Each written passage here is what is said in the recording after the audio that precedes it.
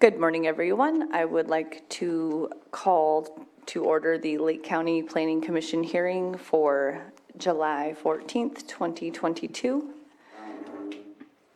We will begin with the Pledge of Allegiance.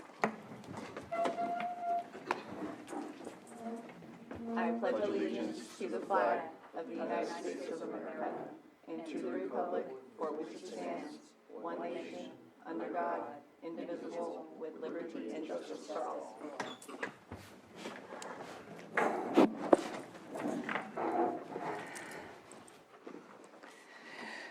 We will begin with approval of the minutes from the June 23rd, 2022 Planning Commission meeting. I've had a chance to review those. Has anyone else had a chance to review those? Yes. I have not had a chance. I was not present at the meeting, and I will therefore not vote on this. I'm in the same position as well. I didn't attend the meeting and haven't had the opportunity to review the minutes. Commissioner Chavez or Commissioner Fields, if you guys have reviewed them. Yes, I reviewed them, and I move to approve the minutes from the June 23rd, 2022 Planning Commission meeting. Second. All in favor? Aye. Aye. Opposed? Motion carries for approval on the minutes. While we are waiting for our 905 item, we will open the floor for citizens' input. This is your chance to speak on anything that is not an agenda item. This would be the time to speak on it. Do we have any hands raised in the Zoom room?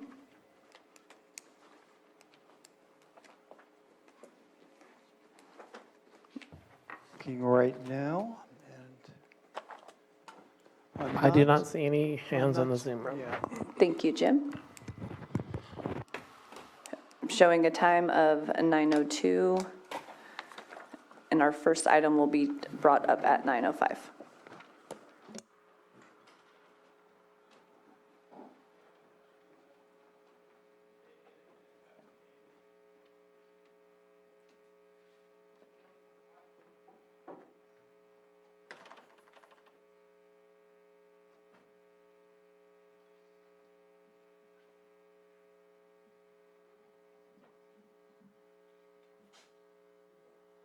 I've got the first five.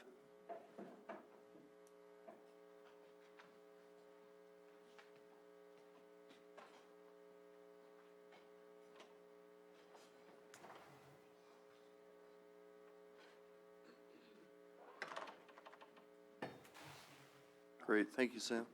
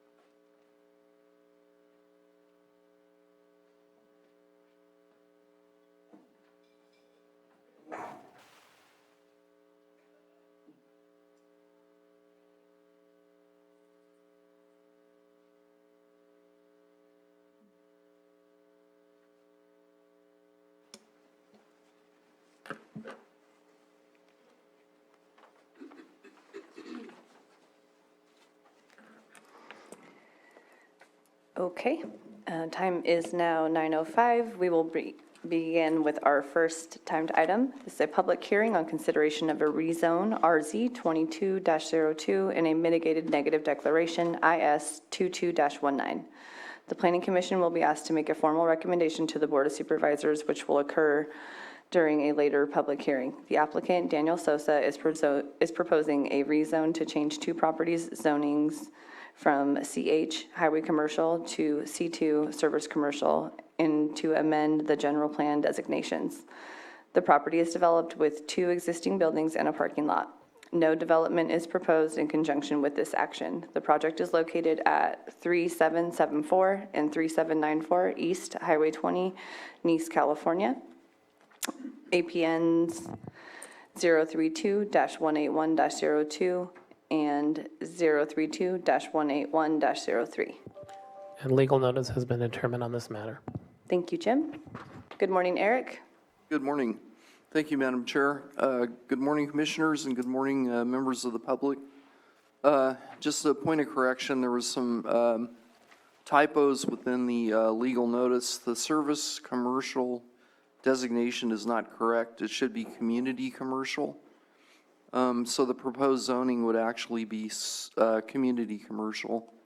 My apologies for that. I did correct the staff report and sent out the amended staff reports to the commissioners and to the applicant.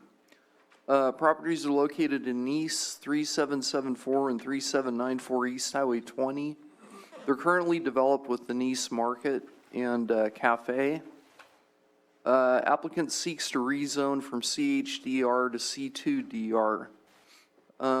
They actually carry the same general plan designation of community commercial, so no general plan amendment is required. There is a maximum of 4 general plan changes allowed in a I believe a calendar year. We're going to have to get clarification on whether it's calendar or fiscal year. However, this is the first of 2 hearings, and that would not stop the Planning Commission from making a recommendation. What it could do is it could cause us to have to wait if, in fact, we're at the limit for the 2022 calendar year, and we're unclear if the reference to the 4 per year is calendar or fiscal. So we're going to have to figure that out before we schedule the second hearing. How will we determine that? We're going to have to probably get a legal interpretation of it. I tried to do the research yesterday. The general plan is very clear in terms of 4 per year pertaining to general plan amendments, but what it's not clear on is what that means. So it doesn't specify as a calendar year or fiscal year. So I talked to Johanna briefly this morning. Don't have a conclusive answer yet. But again, it wouldn't affect the Planning Commission's ability to make a recommendation. So we're good to go on that. Okay, so the 2 properties combined are 0.64 acres, just over half an acre. I indicated they're developed with a cafe, a market, and a paved parking lot. The goal of the applicant is to sell retail cannabis, which is not permitted in the CH zone. It is, however, permitted in the C2 zone. And adjacent to the property is other C2 zoned properties, so this would not be regarded as a spot rezone, which are not prohibited, by the way, they're just not encouraged. Community commercial, this is what the general plan has to say about it. It's intended for medium intensity uses like restaurants, markets, that type of retail use. Commercial cannabis sales are an outright permitted use, so we don't have the ability to regulate where they go as long as they're properly zoned.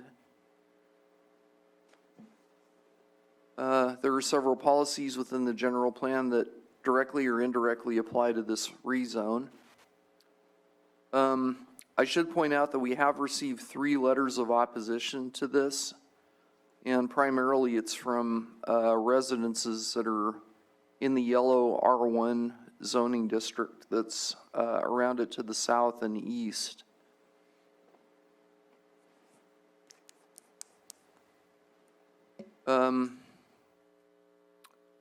That's not correct. It's not in the Kelseyville area plan. I'm going to skip that slide. There we go. Upper Lake Nice area plan. There's nothing conflicting with the Nice Upper Lake area plan pertaining to this rezone, so it's basically silent on rezoning land. Zoning ordinance, Article 19 is the governing ordinance if the zone change is successful. And again, I indicated that retail sales of commercial cannabis are an outright use. That's under subsection O. There's a maximum size limit. The structures are well below that 5,000 square foot size limit, so there's no potentially conflicting buildings that are on the site. There are no separation requirements for retail cannabis from other uses, particularly those uses that attract youths. Whether that's a mistake in our code or not is something that the Cannabis Task Force is going to need to evaluate. Article 47 dictates rezones. That's within our zoning ordinance. It essentially requires a recommendation from the Planning Commission and ultimately a decision by the Board of Supervisors. CEQA, we initially were going to categorically exempt this because there's no development proposed.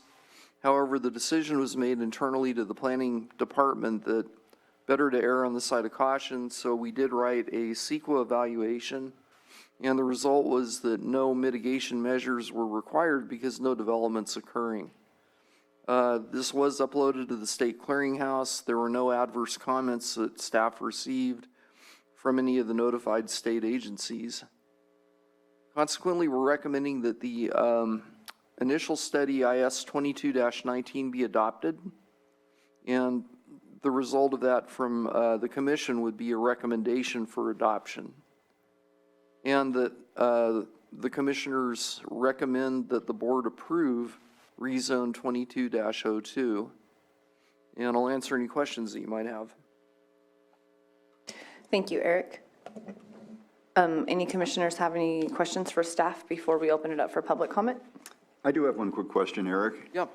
So what we are being asked to consider today is simply the change, the rezone, and what is before us is silent on the future use, which in this case sounds like a dispensary.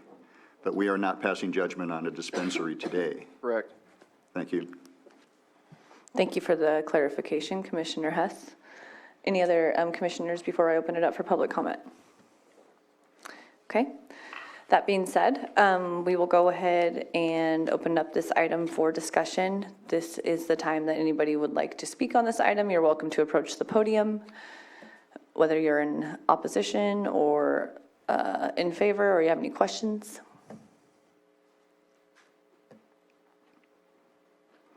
Good morning. When you get up here, just make sure you state your first and last name, okay? Yeah. Good morning. My name is Daniel Sosa. I am the applicant. I just want to thank you all for your time and consideration of this rezone, and I look forward to completing it and obtaining the permits and operating a really responsible business that will be a positive impact on the community and on Lake County. Thank you. Thank you. Jim, any hands in the Zoom room? I do not see any hands in the Zoom room. Okay.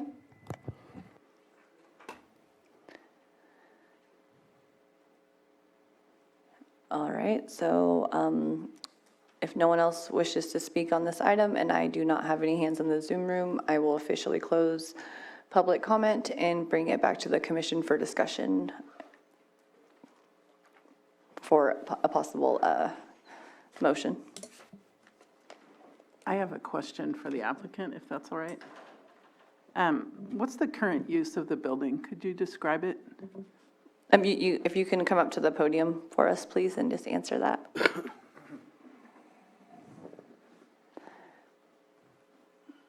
Sure. And your name one more time. My name is Daniel Sosa. It's a market. It's like a convenience store type of. Mini Mart. Yeah. Do you sell alcohol at that? I don't own. I don't operate it currently. Oh, I see. Yeah. I have a question. Are you the owner of the property? No, but I intend to be. Okay. Are you in Oh, escrow? I Yes. see. Okay. And I'm not sure if this is relevant to today's issue, but were you planning to do a dispensary that sells only cannabis, or would you retain the current use? Only, yeah, pretty much only can. I mean, I haven't figured out my exact business Business. model, but yeah, the intention is to sell retail cannabis. Yeah. And our focus today is on the rezone for the land and the use, and then go from there, right? So whatever the applicant chooses to do with it at that time is something that we will have to address later. Right now, what's on our plate is the rezone and consideration. And one last question for the applicant. Have you reached out to the three individuals who had wrote letters of opposition? Has there been any contact with them or to address any concerns or any dialogue? Not yet, no. Okay, thank you. And just so that, for the ones who can't hear out there, he did say no for that. I have a question, Eric. So rezoning this property could you still do the same use as it is today? Yes, It would just change to allow for retail cannabis, right? yes. Okay, thank you. I have one more question, and it's, I don't know if anyone here, probably Eric can answer this. I'm trying to understand what the rules are regarding cannabis dispensaries. Somebody told me, can you verify this, that children under 18 are not allowed on properties where cannabis is sold, is that correct? I believe it's 21. The county wouldn't regulate that. That would come from the state. The state has a pretty tight lid, I guess, for lack of a better word, on who's allowed to be around cultivation and sales and active transactions, I guess, with cannabis. I'm trying to understand the implications of this action. If we were to take it today, if we look at that map, then the neighborhood kids would not be allowed on that property if there was a dispensary. I just want to understand that. I believe that's correct. I think it would preclude anybody under 21 going in that store. But again, the county wouldn't regulate that. That would come from the state. Okay, but they're allowed on the property. They could walk across the parking lot yeah. on the way to the bus stop, Sure. for example. Yeah, they Okay. just couldn't go into the business. Okay, thank you very much. Thank you, Eric. And I do believe one of the other buildings that's on this, that is not the market, is currently vacant. Everything's kind of been, it's been ran as a business before, we are just focusing on the rezone right now. And then I just don't want to get ahead of ourselves on the cannabis thing, especially if this applicant is trying to get ahead and get all of his ducks in a row and focus on one thing at a time. This is his first step. So I don't have any other questions or comments. Neither do I. Madam Chair, without passing judgment on any future uses, Sure. I'm prepared to move forward with the narrow issue in front of us. As well, I'd like to entertain the motion. I move that the Planning Commission find the rezone RZ 2022-02 applied for by Daniel Sosa on the property located at 3774 and 3794 East Highway 20 in East California, further described as APN 032-181-02 and 03. Recommend the adoption of mitigating declaration IS 22-19 by the Board of Supervisors based on the findings set forth in the staff report dated July 14, 2022. All in favor? I'll Aye. second. Oh, thank you. So we have a motion and a second. All in favor? Aye. Aye. All opposed? Motion carries. Okay, move that the Planning Commission find that the rezone RZ 22-02 applied for by Daniel Sosa on property located at 3774, 3794 East Highway 20 in East California, further described as APNs 032-181-02 and 03, does meet the requirements of Section 4722 and Article 19 of the Lake County zoning ordinance, and that a recommendation of approval be provided by the Board of Supervisors for the rezone subject to findings listed in the staff report dated July 14, 2022. Second. A motion and a second. All in favor? Aye. Aye. All opposed? Motion carries. Please note that the applicant or any interested person is reminded that the zoning ordinance provides for a 7 calendar day appeal period. If there's a disagreement with the Planning Commission's recommendation, an appeal to the Board of Supervisors may be filed. The appropriate forms and applicable fee must be submitted prior to 5 p.m. on or before the 7th calendar day following the Commission's final determination.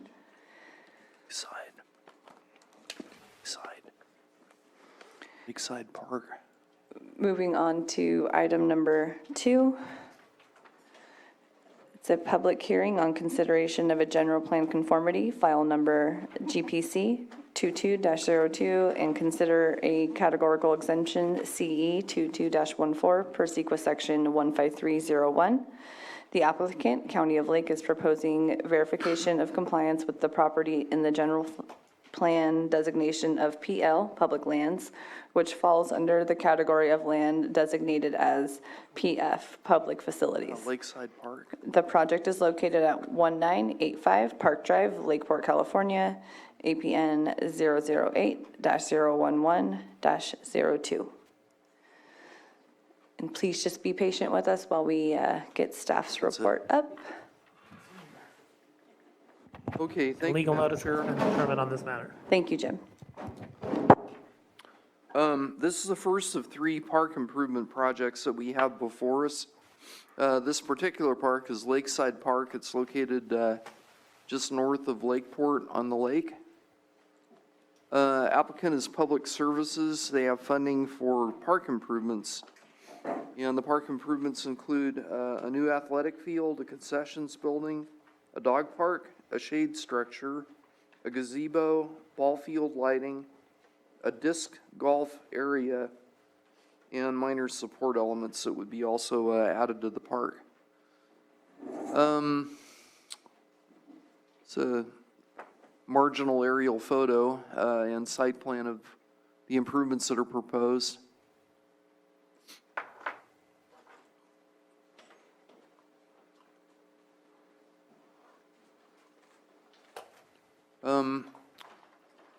So the purpose of a general plan of conformity is strictly to evaluate whether it complies and is consistent with the general plan. The general plan actually does have a section on public services that includes parks. And so the general plan of conformity for any public park improvements is almost kind of a given. In this case, they're going to be adding quite a few upgrades to the park, and staff is fully supportive of this general plan of conformity. Once the general plan of conformity is approved, the applicants can proceed with the park improvements. So the goal for today is to get a determination of whether the commission agrees that this proposal is consistent with the general plan. Here's an aerial photo showing the park.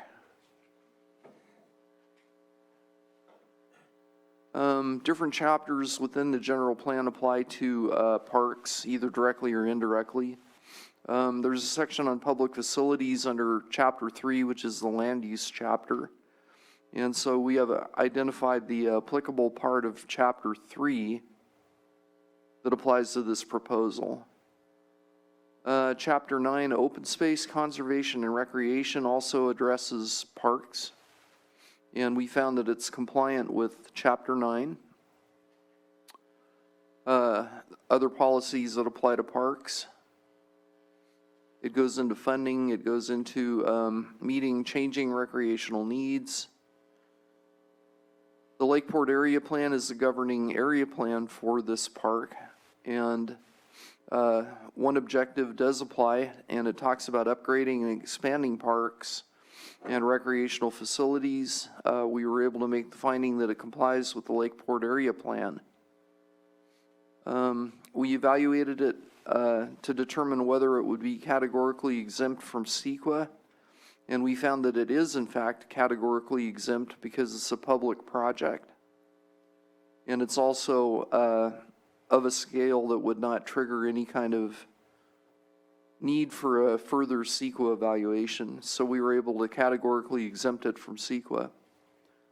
So our recommendation is to adopt categorical exemption CE 22-12 and for the Planning Commission to approve GPC 22-02 for Lakeside Park. And I'll answer any questions that you might have. Thank you for your presentation, Eric. Commissioners, any questions for staff?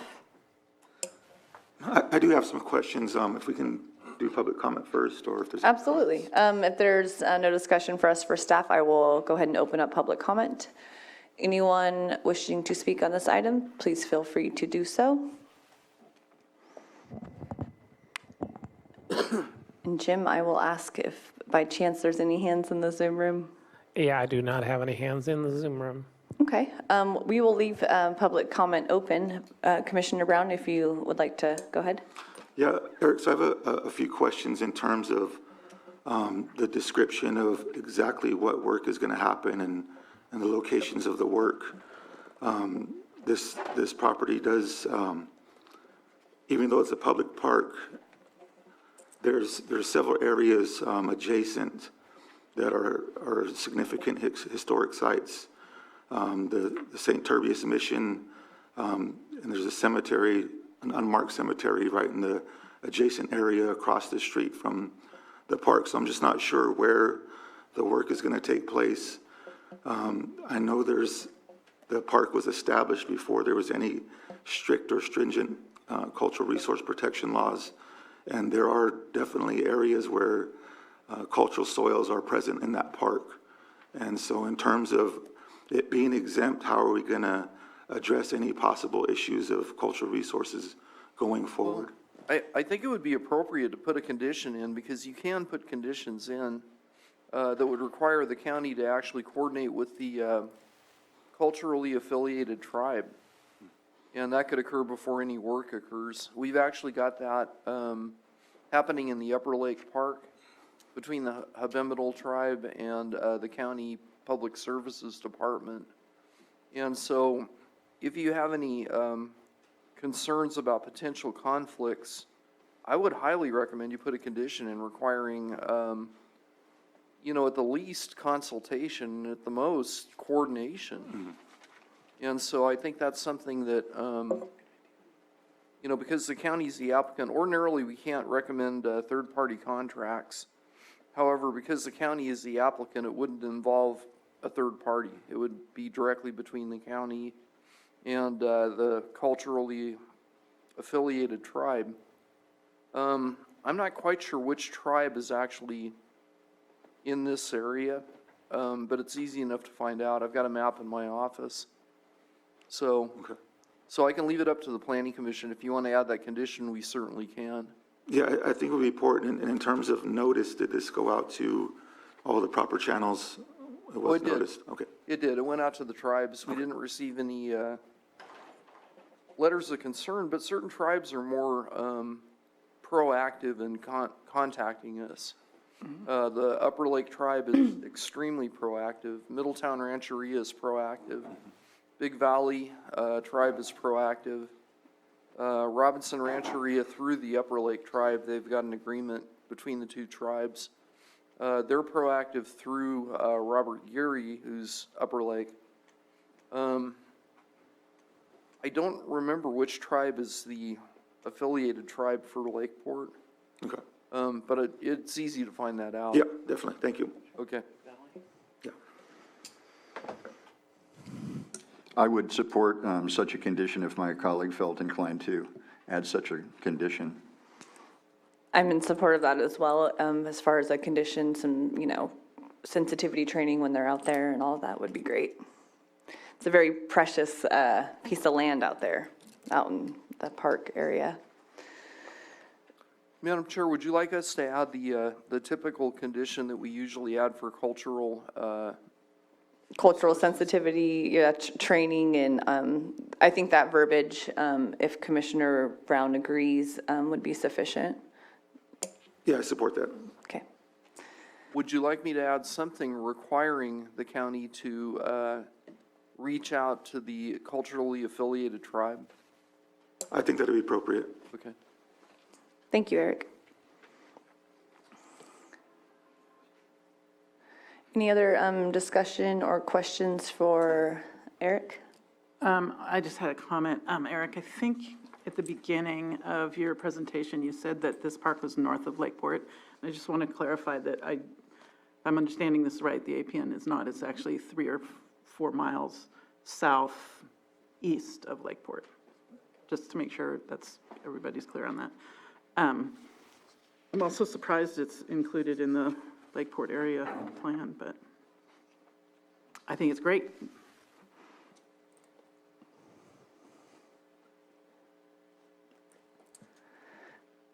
If there's no further discussion, it is in my district. I'm very happy to see this go. I unfortunately cannot make a motion. I will be happy to make a motion. Please. I move that the Planning Commission find and report that on the minimal site improvements associated with this project, that a categorical exemption to CEQA shall be adopted pursuant to CEQA Section 15301, and this project located at 1985 Park Drive, Lakeport, California, known as APN 008-01102, will not have a significant effect on the environment, with the findings listed in the staff report dated July 14th, 2022. And as amended here today. No, that'll be with, Oh, with the conformity? Second. I think. Okay, motion and a second. All in favor? Aye. Aye. All opposed? Motion carries.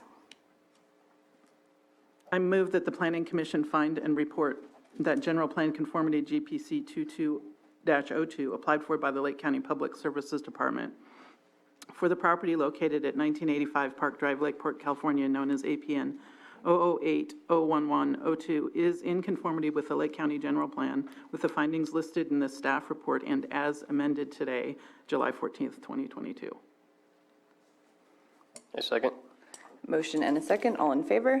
Aye. All opposed? Motion carries. Please note that the applicant or any interested person is reminded that the zoning ordinance provides for a 7-calendar-day appeal period. If there is a disagreement with the Planning Commission's recommendation, an appeal to the Board of Supervisors may be filed. The appropriate forms and applicable fee must be submitted prior to 5 p.m. on or before the 7th calendar day following the following the Commission's final determination.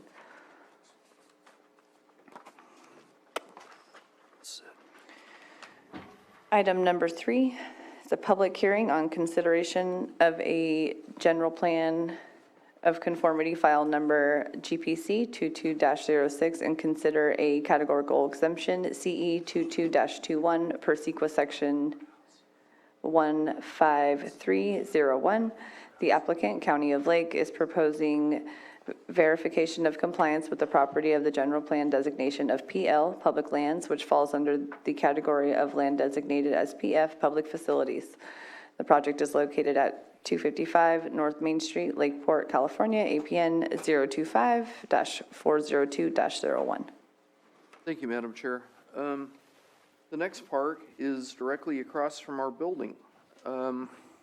This is kind of unusual because it's actually in the city of Lakeport. However, the county has jurisdiction over the park. And so we've got funding.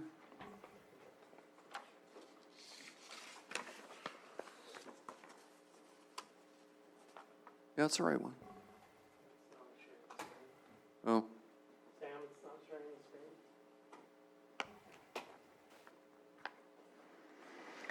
One moment, we're just trying to get our screen shared to the Zoom.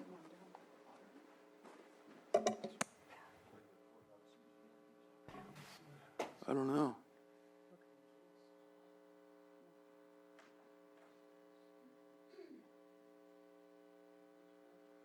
It's county courthouse, GPC 2206. I can't see it, Sam. Thank you. Yeah. Okay. All right, so similarly to the last park improvements, this park improvement would affect our County Courthouse Museum Park directly across Forbes. They want to add benches and tables, a small gathering area with a stage, accent lighting, a sculpture, walking trails, landscaping, interpretive panels, and walkway improvements. Eric, I don't mean to interrupt you, just so that the public is aware. On our staff report, it says Courthouse Museum Park, and then on your slide, it says Library Park. Sorry. So is that the correction? It is the Courthouse Museum Park with the Yes, veterans? it's an old Okay. PowerPoint. My apologies. It's okay. We just wanted to get everybody on the same page. You can continue. Yeah, it's County Courthouse Park. Okay? So again, this is a general plan of conformity. We have to make sure that the project does comply with the applicable portions of the general plan.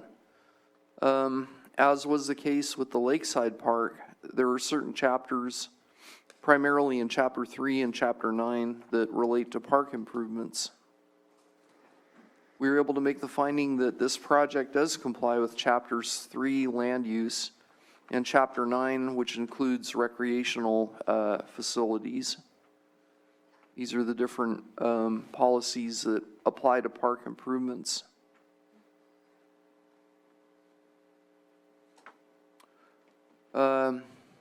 Again, the Lakeport Area Plan would be the governing area plan here. And it's got one objective regarding upgrading and expanding parks and recreational facilities. We were able to make the finding that it does comply with the Lakeport Area Plan. Zoning ordinance, we were able to make the finding that it actually is under the jurisdiction of the city of Lakeport regarding zoning. It's zoned city, and so the zoning ordinance wouldn't apply, but this is a general plan of conformity, so the Planning Commission is tasked with consistency with the county general plan. CEQA, we were able to make the finding that the improvements would allow a categorical exemption, and that's under section 15301, which exempts improvements to public facilities from needing to undergo a CEQA review, given the particularly small scale of these improvements. Consequently, we're recommending that the Planning Commission adopt categorical exemption CE 2221 and approve GPC 2206 for the County Courthouse Museum Park. So that concludes my presentation, unless there are any questions. And I didn't state that legal notice has been determined on this matter. Thank you, Jim. Commissioners, any questions for staff before I open it up for public comment? Okay, pretty straightforward on this one. We will open up public comment for the chambers as well as the Zoom room. And I do not have any hands in the Zoom room. Thank you, Jim. All right. I'll go ahead and close public comment and bring it back to the commission. Eric, do we have a budget, or what the budget is for these improvements? I do not. We were not given that information for any of the park improvements. They may actually be different funding sources. I never asked the question, but it's not really relevant to the planning review, so we just didn't investigate the funding on it. Right, I was just curious. Yeah, Thank you. No, I didn't. Yeah. I think it sounds like a great project. It's not a big piece of land. I'm trying to envision an amphitheater and walking trails. And it would be nice if there were some design that the county was considering to get a sense of that and how much land would be disturbed in the creation of an amphitheater and walking trails. Just a comment. Director Darby? Okay, so I have in the past received a schematic plan from Public Services, and the area that's going to be disturbed is very minimal, and the monies in terms of the upgrades would come from a grant. So if there's something that you would like for us to retrieve, there is a plan that was submitted, a schematic. Excellent. Thank you. I'm just having trouble with the jurisdictional issue. I'm not understanding it, but that is irrelevant. I mean, it seems to me it's in the city of Lakeport, it should be the city, but. I'm sorry. So from my understanding, I know that that was very confusing for me as well in the beginning, but because we have the jurisdiction in terms of the environmental review, and we're the lead agency, so we conduct the environmental review. However, the city is the ones that actually go through the review and the notifications to their constituents or the community. I don't know. Thank you. I'm prepared to make a motion. Please. I move that the Planning Commission find and report that on the minimal site improvements associated with this project, that categorical exemption to CEQA shall be adopted pursuant to CEQA Section 15301, and that this project located at 255 North Main Street, Lakeport, California, known as APN 025-402-01, will not have a significant effect on the environment, with the findings listed in the staff report dated July 14th, 2022. Second. Motion and a second. All in favor? Aye. Aye. Aye. Aye. All opposed? Motion carries. I further move that the Planning Commission find and report that the general plan conformity GPC 22-02 applied for by the Lake County Public Services Department for the property located at 255 North Main Street, Lakeport, California, and known as APN 025-402-01 is in conformity with the Lake County General Plan with the findings listed in the staff report dated July 14th, 2022. Second. Motion and second. All in favor? Aye. Aye. All opposed? Motion carries. Please note that the applicant or any interested person is reminded that the zoning ordinance provides for a 7-calendar-day appeal period. If there is a disagreement with the Planning Commission's recommendation, an appeal to the Board of Supervisors may be filed. The appropriate forms and applicable fee must be submitted prior to 5 p.m. on or before the 7th calendar day following the Commission's final determination. Before we take up our number 4 item, it is 9:42. I feel like this is going to be a well-discussed topic on this agenda item, so I'm going to take a brief break for 5 minutes, and we will resume at 9:47. Thank you, and welcome back. It is 9:47. We will go ahead and dive right back in. Item number 4 is a hearing on consideration of a general plan amendment rezone, file number GPAP 19-03 and RZ 19-03, and a mitigated negative declaration IS 19-43. The Planning Commission will be asked to make a formal recommendation to the Board of Supervisors. The applicant, Dennis de la Montaña, is requesting a rezoning and general plan amendment to change a 17.4 plus acre lot from R1, low-density residential, to RR, rural residential. No development is proposed in conjunction with this action.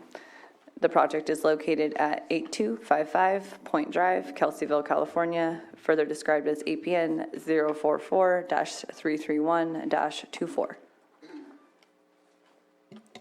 Thank you, Madam Chair. Applicants applied for a rezone to a roughly 18-acre property that's located on the point that extends out to Clear Lake. The property itself does not abut Clear Lake, but it's close to it. The Buckingham Estates subdivision is below it, and they have a lot of upscale single-family dwellings. There, I believe, is an existing vineyard in between the lake and the property, which may or may not be relevant depending on your perspective of it. Applicant, this is kind of an unusual one. I'm recommending a very soft denial, and what I mean by that is, initially I wanted to recommend approval on it. However, there was a lot of opposition raised by the neighbors who were concerned about the potential for ag uses on that land. Some were concerned about vineyards and pesticides and things that are ordinarily associated with vineyards that may conflict with residential development. I was actually more concerned about the possibility of farm animals being brought onto that property. The prevailing wind direction is primarily from this direction to the north-northwest and blowing this direction, which is out towards the lake. So I guess to that extent, whatever odors are emanated, assuming a zone change to RR, would probably not, for the most part, be carried into the Buckingham Estates development. That's no guarantee that they won't be. It's just saying that, you know, the prevailing wind is usually from this direction. We received 15 letters of opposition. We also received, I think at last count, 5 emails in support, mostly from other landowners in the area that have agricultural uses on their property. So, to back up, the entire area, with one exception, is zoned R1, including this lot. And this lot is unusually encumbered. There's a deed restriction that prohibits further division of that land, and it also limits the house size and number to one dwelling up to 5,000 square feet.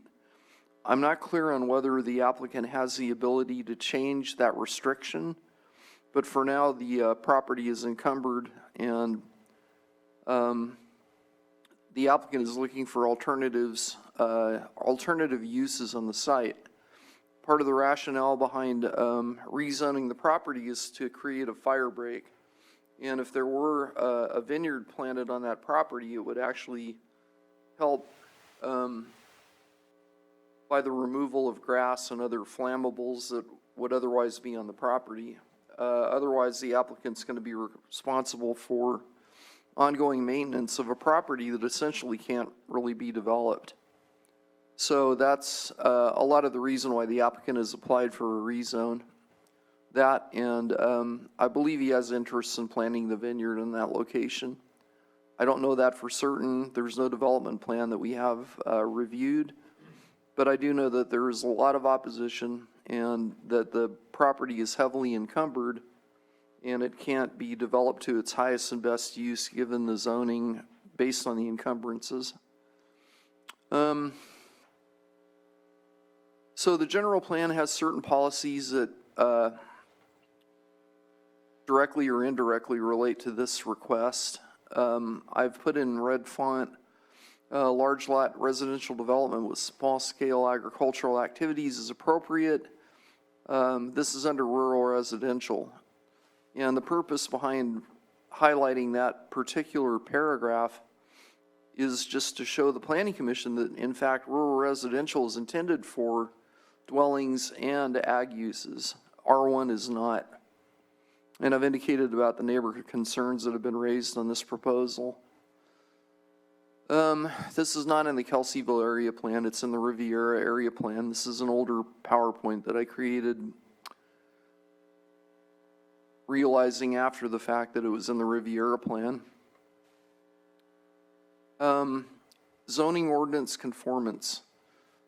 Rural residential is Article 8, which allows one single-family dwelling. It also allows an ADU, although with the deed restriction, Mr. De La Montagne is encumbered as to what he can actually build out there. And it permits agricultural uses, including crop and tree farming, livestock grading, animal husbandry, apiaries, aviaries, except uses that are identified in sections 8.4 and 8.5. Article 47 pertains to zone changes. CEQA, we actually did an initial study on this project because there's no development proposed that resulted in a negative declaration with no mitigation measures, but it was uploaded to the state. Notices were sent out to neighbors within 725 feet of the property. That's where we began to get opposition letters and emails to this proposal. A second notice was sent out prior to the hearing. We did not receive any new comments over the past several days that were opposed to it, but we did receive several that were supportive of it. So, given the evaluation and given the potential for conflict, this was a really tough call as far as the recommendation. Ultimately, I felt that the potential for conflict outweighed the potential for benefit. Thus, my recommendation is to not adopt initial study IS 19-43, and to not recommend approval of RZ 19-03. And just as a reminder, this is only the first of 2 hearings. Ultimately, this would have to go to the board. And so whatever recommendation the Planning Commission makes is what I would bring to the board. So it's your call. Eric, is your recommendation based on the way the property is currently encumbered, or this more general reference you're making to conflict? And how are you defining conflict in that context? Worst case scenario in my mind would be to have certain farm animals being raised on the property. Certain farm animals, having lived on farms, I know what certain farm animals smell like. And, But aren't we a right to farm county? I mean, and isn't it zoned for that purpose? well, I guess that's the question. It's currently zoned R1, which is residential. No, if your change were made. Yeah. Yes, it would allow vineyards, it would allow grazing, it would allow pigs, cows, goats, horses, additional farm animals, crops. So is your recommendation based on the way the land is encumbered, as I asked, or Well- these conflicts you're describing? This is where it kind of gets murky in my mind, because personally, I like living near vineyards. I live near a vineyard. Professionally, I can see how the neighbors may have a very valid point, depending on what's placed on the property. And if it's the wrong type of use, would it adversely affect the neighbors? I think there's potential for conflict there, yeah. We're asked all the time to approve things that could potentially affect real estate prices, whether it's a cell phone tower, whether it's a cannabis grow in a particular area. Are those not conflicts as well?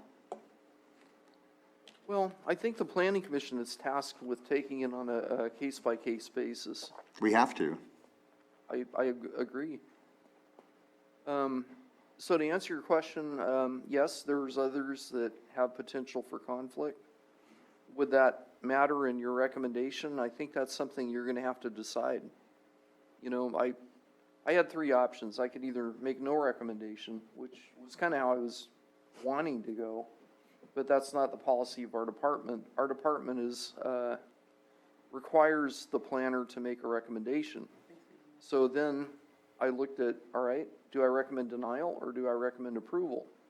I said, if I recommend approval, it would essentially create an area within a surrounding area that's already established with higher-end single-family dwellings, and it would create what's obviously wanted to be used as a agricultural lot, mainly because of the encumbrance that limits the house to 5,000 square feet.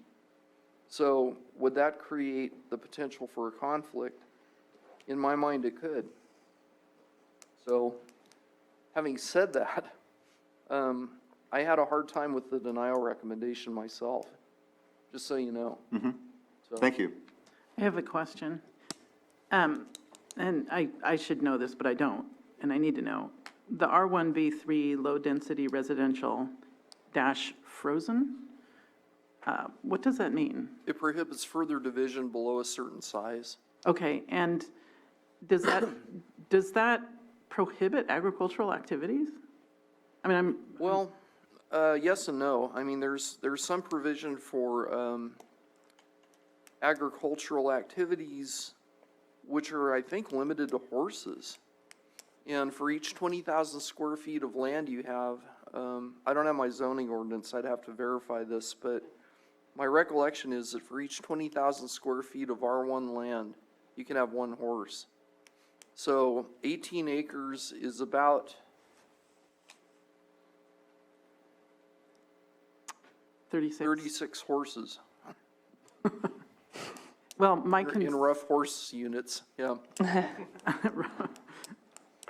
I have some comments, but I'd like to hear from the public first. Thank you, Eric. Thank you, Eric. Let's go ahead and open public comment. This is an opportunity for anyone wishing to speak on this agenda item.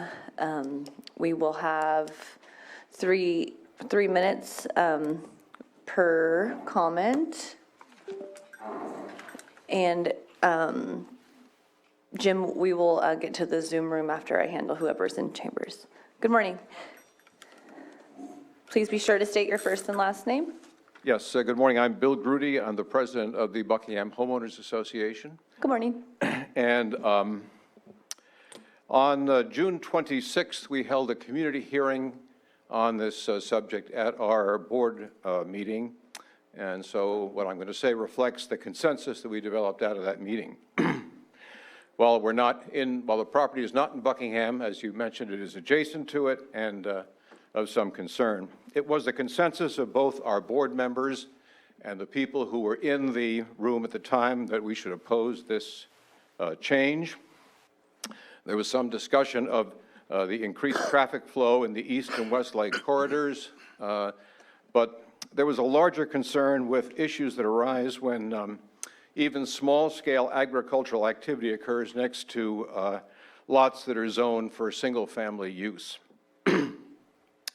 We've had a history of issues that pertain to this in Buckingham on the so-called Walnut Orchard property, which on the map is that big section in the middle. When there were active walnut trees there, well, let me backtrack and say that that parcel is zoned R1, but grandfathered in for agricultural use until such time as it is subdivided. So there was a walnut orchard on the property, and there were a whole bunch of issues that caused problems for the residents around, including pesticide use, trafficking of farm equipment, and the ones we received the most complaints about were rodent activity there. So there's a real problem, in our view, when you interface rural land or, in this case, agricultural development right next to the properties, residential properties. So the possibility of multiple units, of small-scale business activity, animals, moderate-scale farming, agricultural processing are concern to us, and it also looks a little bit to my amateur eye as spot zoning. As I recall, there was a similar request made a number of years ago. I forget what zoning they applied for at the time, but I believe it was denied, and we would ask that it be denied this time. Thank you. Thank you for your comment.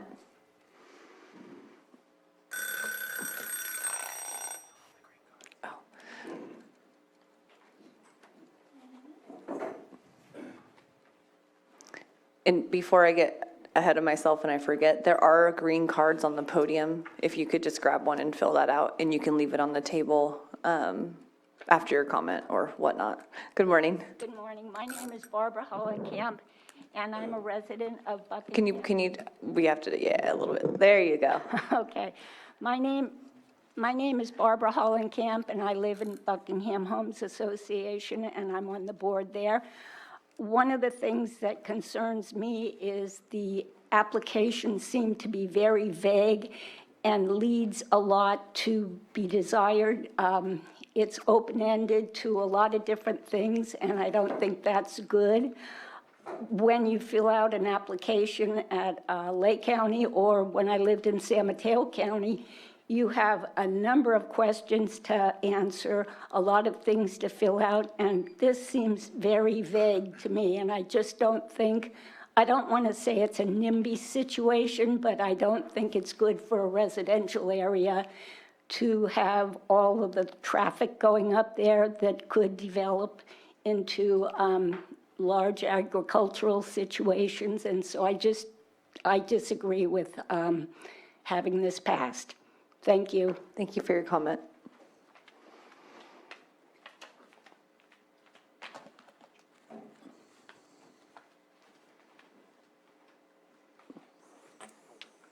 Good morning. Good morning.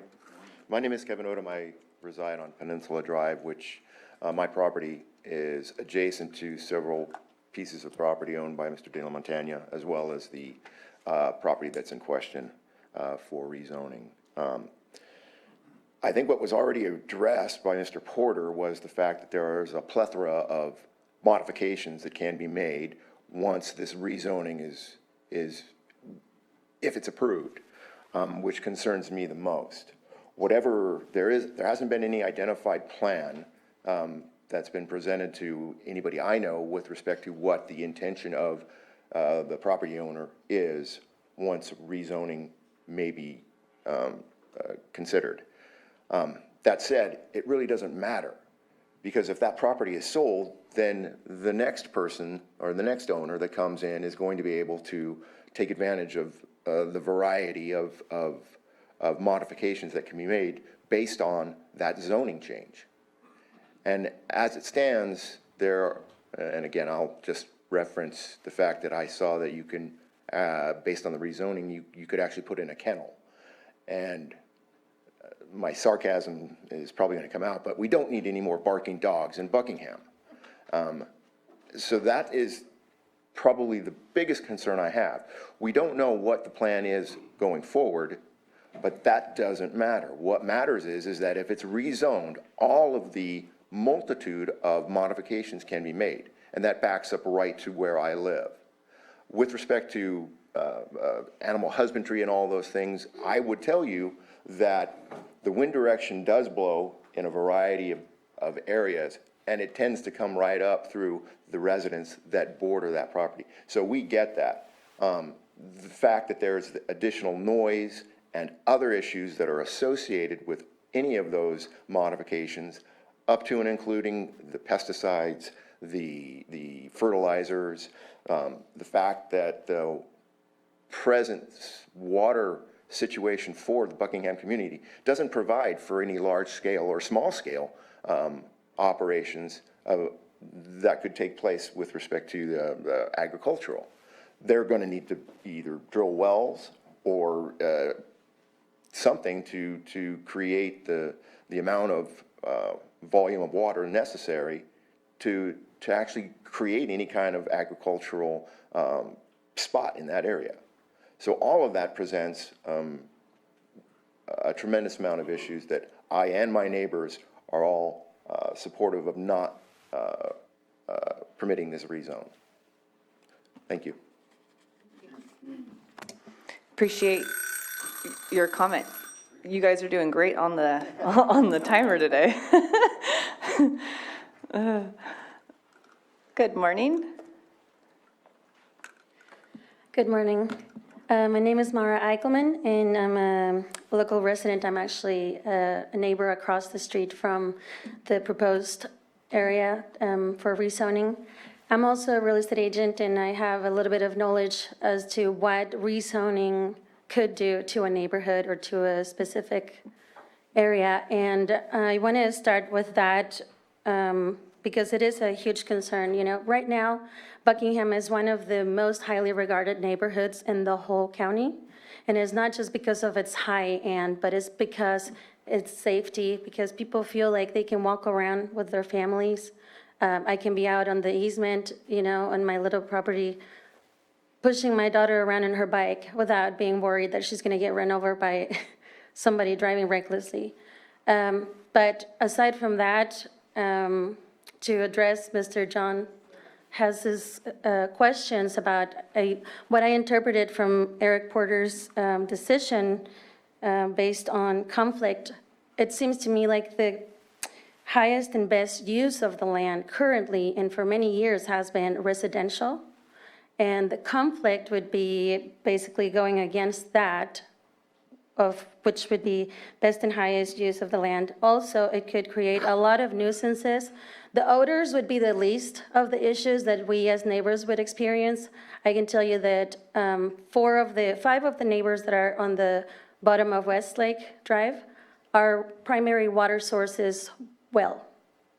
And one of my neighbors, their well is only yielding 1 gallon per minute. So if you have somebody that comes in, say Mr. De La Montaña gets accepted, and then he moves on.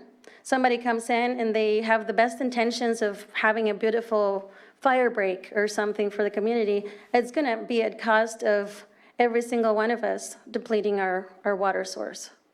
The other thing is, I understand it's costly to maintain a piece of land, but it's the cost of home ownership and the cost of land.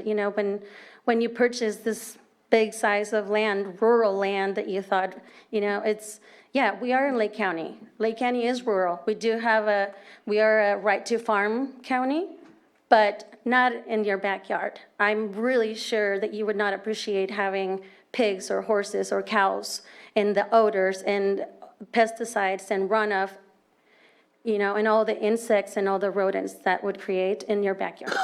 We have an immense amount of land in the county that could be used for rural residential, and that is a huge, plus. So it would be like us trying to take away part of the Red Hills AVA and turn it into condominiums, just because it suits us better and it's easier to develop.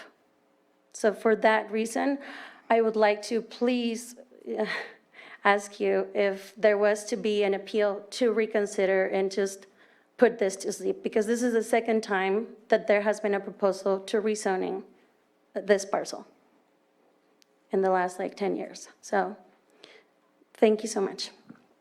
Thank you for your comment.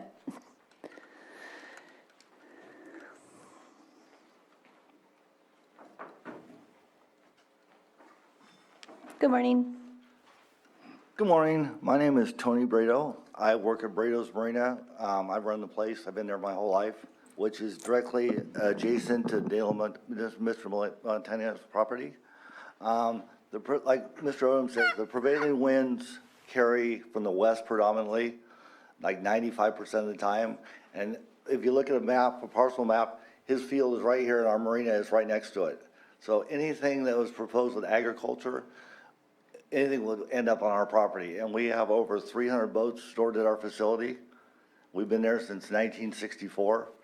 My grandfather started it. So residential, I was also on the Riviera's Area Plan Committee back in 2004. I was part of that committee. And like I said, it's all R1 there. We have a commercial exemption as well as Mr. Andre next to us, but everything else is R1. And anything other than that, agriculture, we are opposed to. Thank you. Thank you for your comment. Thanks. Thanks.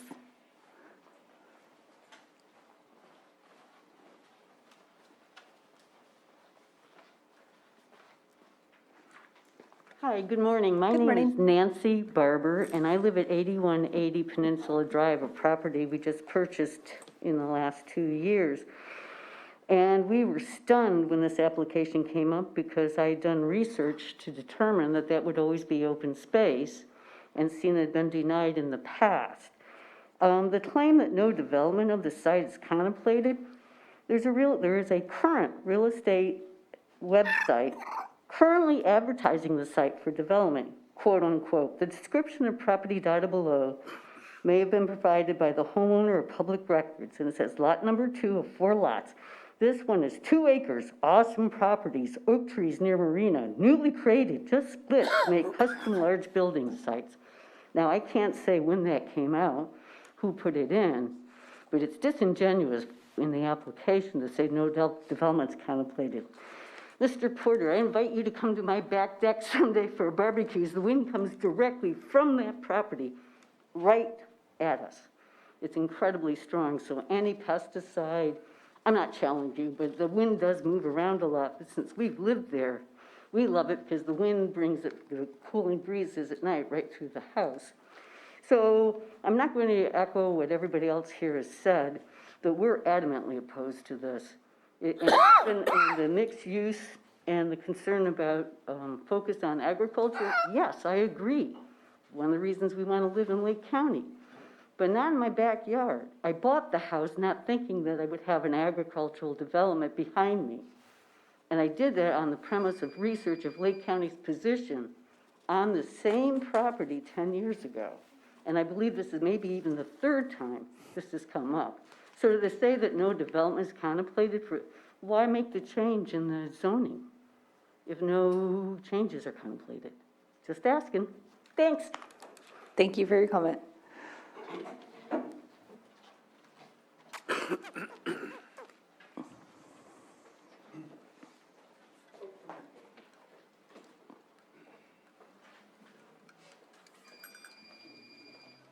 Good morning. Hi there, I'm James Robello. I am a resident of the area, and I'd like to comment on a couple things. Excuse me. The map that was shown on the video earlier showed the wind direction. The initial map showed the wind direction as it actually flows through there. And your agent showed a different wind direction. The general wind direction does go to the east, but when it reaches land, as that land is part of the peninsula, the wind changes and takes the least resistance. The least resistance is going right through where that parcel is, straight over that parcel, funneling it down into where the marina and homes are. So just keep that in mind. All of us live in homes that have lots of restrictions on them. There's restrictions by the county, there's restrictions by our homeowners, and we can't have horses. Somebody said we could have horses. We can't have horses. They're not allowed under our homeowners, as far as I know. Bill could probably correct you. We live with those restrictions. We buy partly because of them, and we buy in Lake County because we want to be here and we like what it is. There's no need to change this. The parcel is, while it is zoned R1, it's part of a very natural area of our area of Lake County.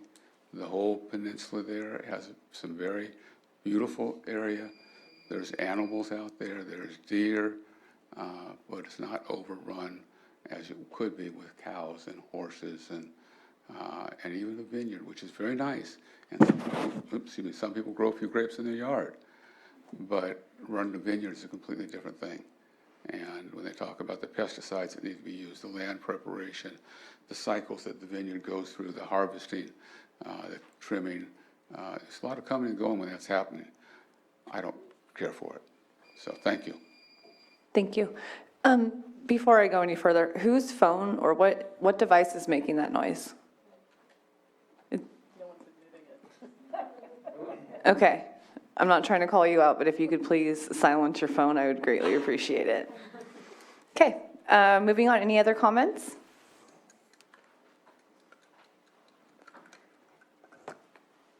Yeah, I'd like to ask the commission if I could have some additional time on the applicant.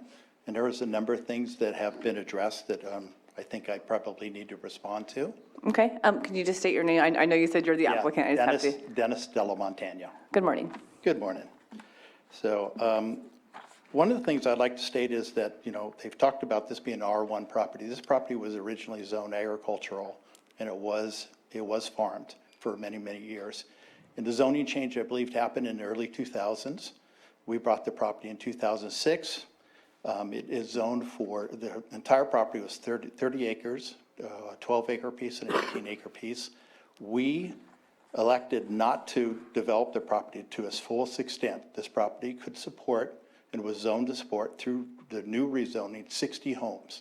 And we didn't want that area of the peninsula turned it into that high density. If you look at all the properties around it, they're probably acre or more in size. So we wanted to preserve the land. We think we are good stewards of the land, preserving it. We put a deed restriction, our sellers put a deed restrictions on it, so we could only develop part of the 18 acres to a one home site. Over the years, I did try about 8 years ago to rezone it to use to allow a vineyard, and we were denied They were concerned about the vineyard being so close to the homes, even though the Agricultural Commission here said that it would be appropriate to have a vineyard there. About 3 years or 2 years ago, I got a call from CAL FIRE. CAL FIRE asked if they could use their property as a staging area in 2020 during the fires. The neighbors came to me also and said, hey, we wish you would reapply for rezoning. We'd love to see you have a vineyard in there or have some type of agriculture use that would potentially serve as a fire break. And so CAL FIRE also asked if they could use it as a staging area during a fire event. And we obviously agreed. In further discussions, we thought, well, that we'd have an incredible amount of community support if we were to go ahead and ask for rezoning, which would allow us to create a fire break in there by means of a vineyard. And we also would allow the community to use it as a temporary refuge area, which was recommended about CAL FIRE and Kelseyville Fire. They said that would be a great spot. There's only, as you know, there's only one way in and out of Buckingham. And if their fire came in from the south, that this would be a great refuge area for people. We have no intent to develop it into 60 homes. And so that's something that people, they love to see it a meadow, but, the choice is 60 homes. Also, what probably people don't realize is we are not in a homeowners, in the Buckingham or homeowners district. We're not part of Buckingham's Homeowners Association. We do not have those requirements. I can, in fact, put 36 horses on that property, I've just been told. And if people are complaining about noise and smells and stuff like that, you're going to have a significant amount of issues if I decide to put 36 homes in there to maintain that property to keep it fire maintained. So I think there's a number of issues here that probably need to be addressed in terms of misconceptions about the property. It will never. I've owned it for 15 years. As long as I have had it, it's not going to be developed to its full extent. The lady who addressed the fact that the property, we are being disingenuous that the property has been listed for sale. There's 2 parcels out there, a 12-acre parcel that was developed. Instead of into 24 lots, it was developed into 6, and one of those lots was listed for sale. That is not the subject of this rezoning. Also, if you look around the property, our property here, there's a large property to the north and to the east. Both of those are owned by a longtime family who have put them into a preservation zoning, or preservation, not I don't believe zoning, but a preservation restriction. And so those properties aren't going to be developed. This is the perfect property to have a transition between rural residential and rural residential. Again, I state that the property was already approved as a vineyard back in early 2000, and previous to that, it was in agricultural. And it is not in a homeowners association. In terms of water, their property is approved for wells. Their previous ones we had, there's the 6 lots that we got approved on an adjacent property has approval for wells. We also have access to lake water if we want it through an easement. I think that's it. I didn't bring any letters from CAL FIRE or from Kelseyville Fire. They felt uncomfortable putting their thoughts in writing, but they thought that it would be a significant asset to the Buckingham community if we were to create a green belt there. Most of the devastating fires are from the north and from the east, so anything would come across the lake would come right through that section of Buckingham, right into Buckingham. And denial of this and not allowing us to further protect that property. I mean, I guess we could protect it with horses, but you guys will be hearing a lot of complaints on that. It's on everyone's. We have a golden opportunity to create a green space in Buckingham to create some fire safety too. Vineyards are not, they're not the cash crop that they once were. and they're surely not marijuana, and a size, and a vineyard there of 5 to 10 acres is not a very significant impact. And if there's many little small vineyards in Buckingham right now. I think that's all I have. Do you have any questions for me? Any questions from the commissioners for the applicant? No, thank you. Thank you. Jim, are there any hands in the Zoom room for public comment? We do? Okay. If we can try and give that a shot out in the Zoom room.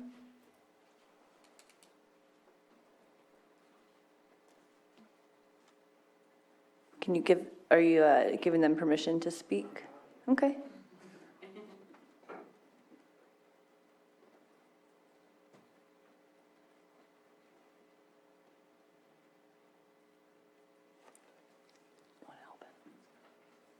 Sam? Who wants to speak? Oh, I got two of them. Thank you for your patience, everyone.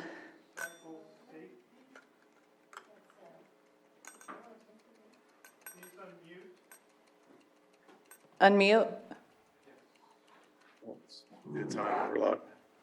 Okay. Motorcycle safety, if you can unmute and. Yeah, sorry, that's the incorrect login information, but can you hear us? Yes. We can hear you. If you could just state your first and last name for us, please. So my name is Jeff Drake, and I'm married within the family that is the former owner of that property, and we own a house beyond that field, and we also own the back hill that is adjacent to that field and borders the lake. So we are the former owners of that property, and we're also the ones who put those encumbrances on the property. And we support Dennis's movement for a vineyard. We've long envisioned a vineyard there, and our only purpose in creating those encumbrances and supporting the vineyard is to preserve the rural nature of that property. It is a small vineyard. I think aesthetically it would add to the peninsula, and that's why we're in favor of it. We don't imagine it to be a great burden to the community or the adjacent homeowners, but we do want to see that preserved as a rural property, and we do have restrictions on the number of houses that can be placed on that property. We hope that those remain steadfast, but the last thing we want to see is a large number of homes on that property. That we don't think is in the interest of that beautiful, beautiful piece of land, and we don't think that that's in the interest of the neighbors and the general peninsula in that area. Oh, is that it? Yep. Okay, thank you for your comment. Any other hands in the Zoom room, Jim? Yes, there's Blakely Hall. Blakely Hall? Hi, can you hear me? Go ahead and you are unmuted and your name for the record. Thank you. This is Blakely Hall speaking.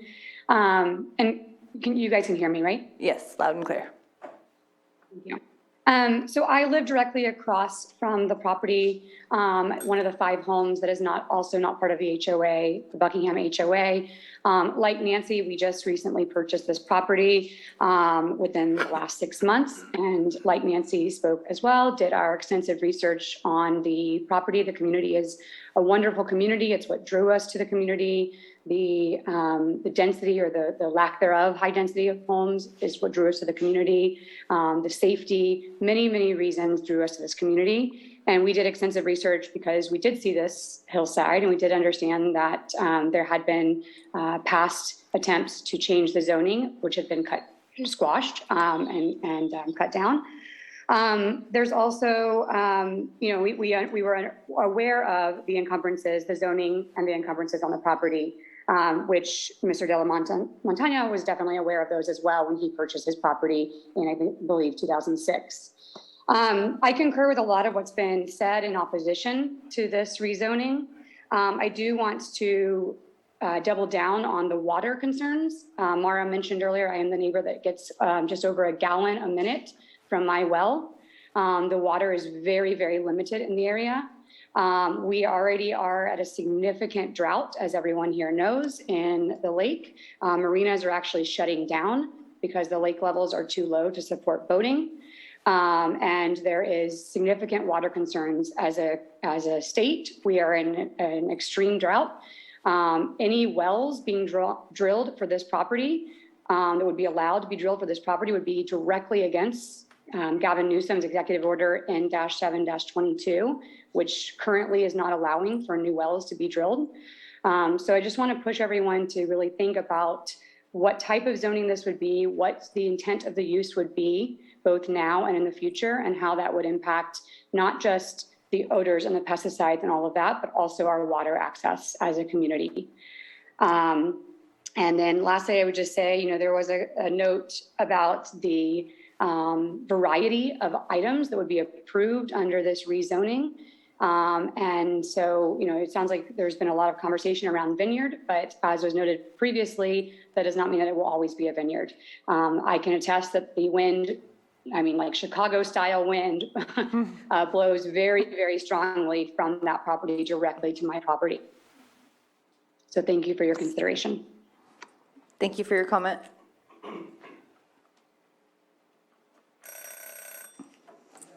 Madam Chair, we have no one else in the, that's raised their hand in the Zoom room. Okay, thank you, Sam. I'll take one last glance around chambers if anybody wishes to speak on this item. Okay, no other hands in the Zoom room. I will officially close public comment and bring it back to the commissioners for some discussion.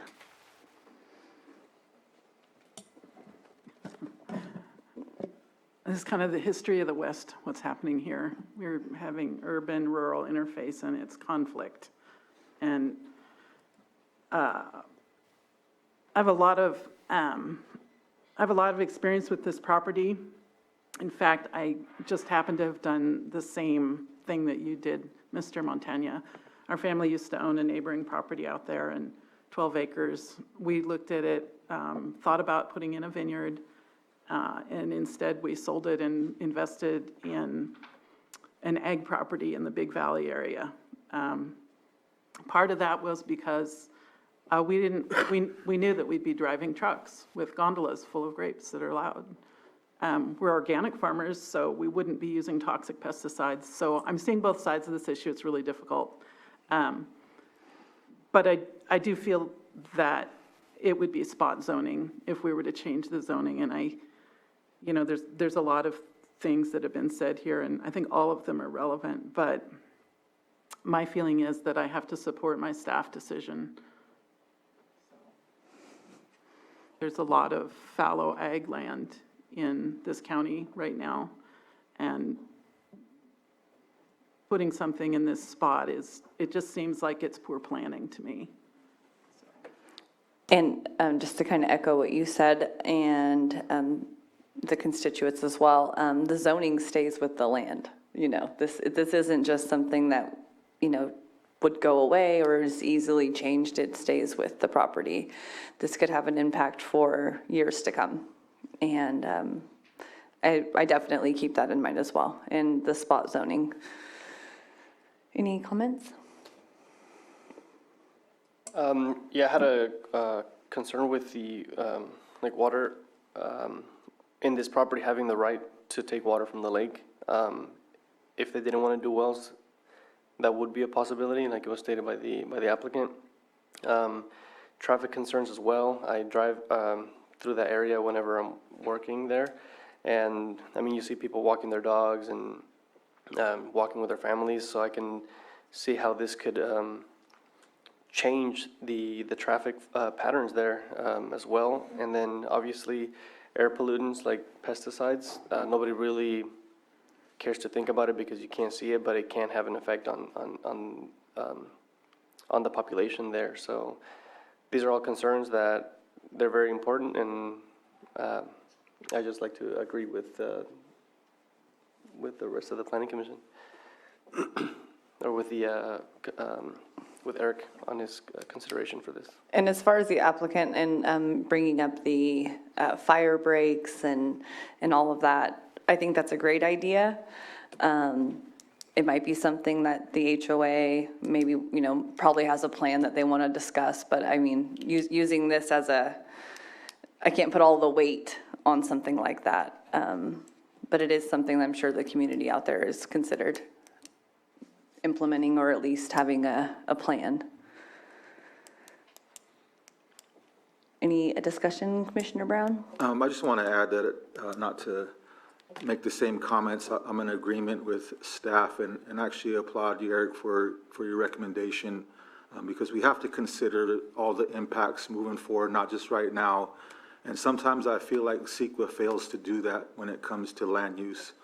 And so the fact that we're considering what's happening, not just right now, but beyond is important when we're talking about land use and what's going to happen in the future. So I support your recommendation and will leave my comments at that. Thank you. If there's no further discussion, if anyone is prepared to make a motion? Yeah, I am. Floor is yours. Can I just do the rezone?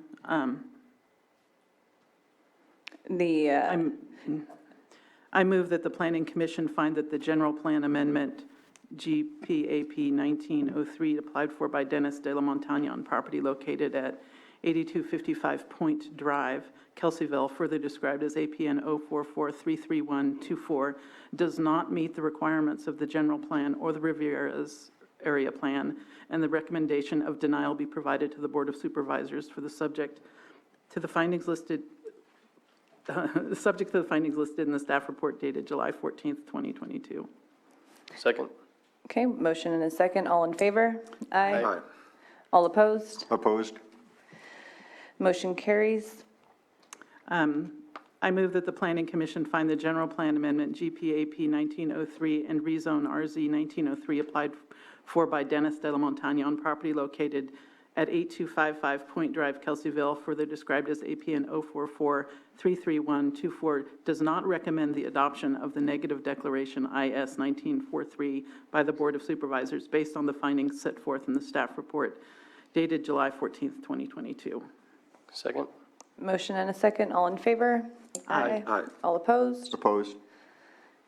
Motion carries. I move that the Planning Commission find that the rezone RZ 1903 applied for by Dennis de la Montaña on property located at 8255 Point Drive, Kelseyville, further described as APN 044-33124, does not meet the requirements of the Lake County General Plan or the Riviera's Area Plan, and that a recommendation of denial be provided to the Board of Supervisors for the rezone, subject to the findings listed in the staff report dated July 14th, 2022. Second. Motion and a second. All in favor? Aye. All opposed? Opposed? Motion carries. Please note that the applicant or any interested person is reminded that the zoning ordinance provides for a 7-calendar-day appeal period. If there is a disagreement with the Planning Commission's recommendation, an appeal to the Board of Supervisors may be filed.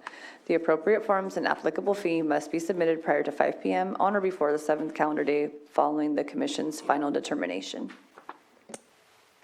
Thank you, Madam Chair. I just wanted to add that although this can be appealed, it has to go to the board for the final decision. Oh, so my little end note there. Well, an appeal would be redundant to the process. It's already got to go before them anyway. Okay. Thank you, Eric. Thank you for the clarification. And moving on to our number 5 item, it's a public hearing on consideration of general plan of conformity, file number GPC 21-03, and consider a categorical exemption CE 21-68 per CEQA section 15301.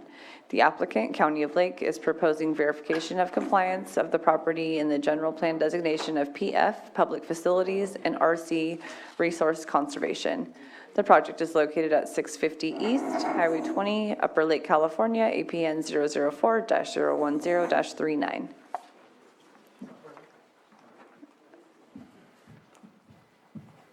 Legal determination.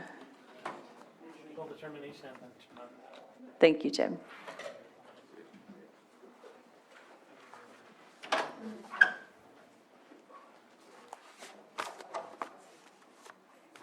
Just bear with us while we get our PowerPoint project up Upper and shared with you. GPC. Perfect. And then F5. Getting old's fun, isn't it? Jeez. Thank you.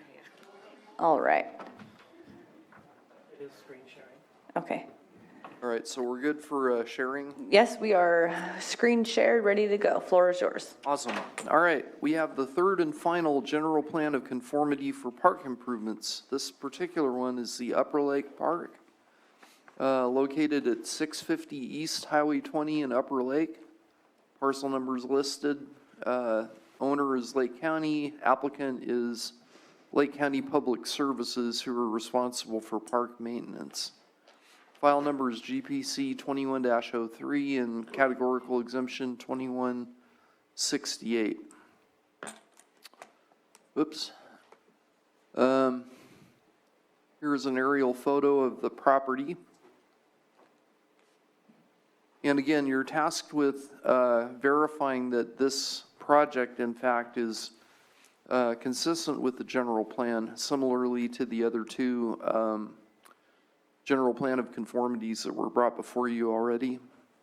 So they want to add a dog park, about an acre in size. They want to add a basketball court, and they want to install new outdoor lighting.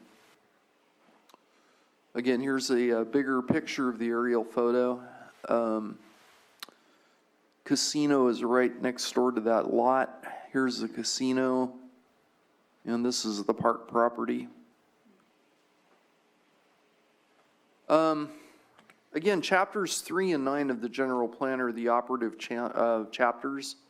And so we were able to make the finding that chapter 3 is applicable. This subsection containing public facilities applies, and that the project is consistent with this subsection.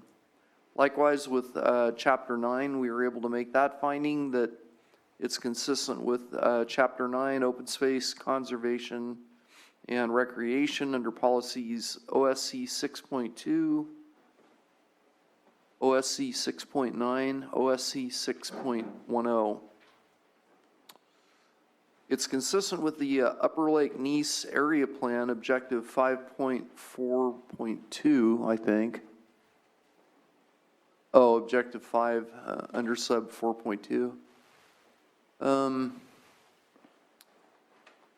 We evaluated it for CEQA. It does qualify for a categorical exemption, similarly to the other two parks, under Section 15301, which exempts small improvement projects as well as public sector projects. Consequently, our recommendation is for the Planning Commission to adopt Categorical Exemption 21-68 and to approve General Plan of Conformity 21-03. Verify that that's the right number on that. It doesn't look right. Yes, 21-03. 2103, okay. All right, and that concludes my presentation unless there are any questions. Thank you, Eric. We'll go ahead and open it up for public comment.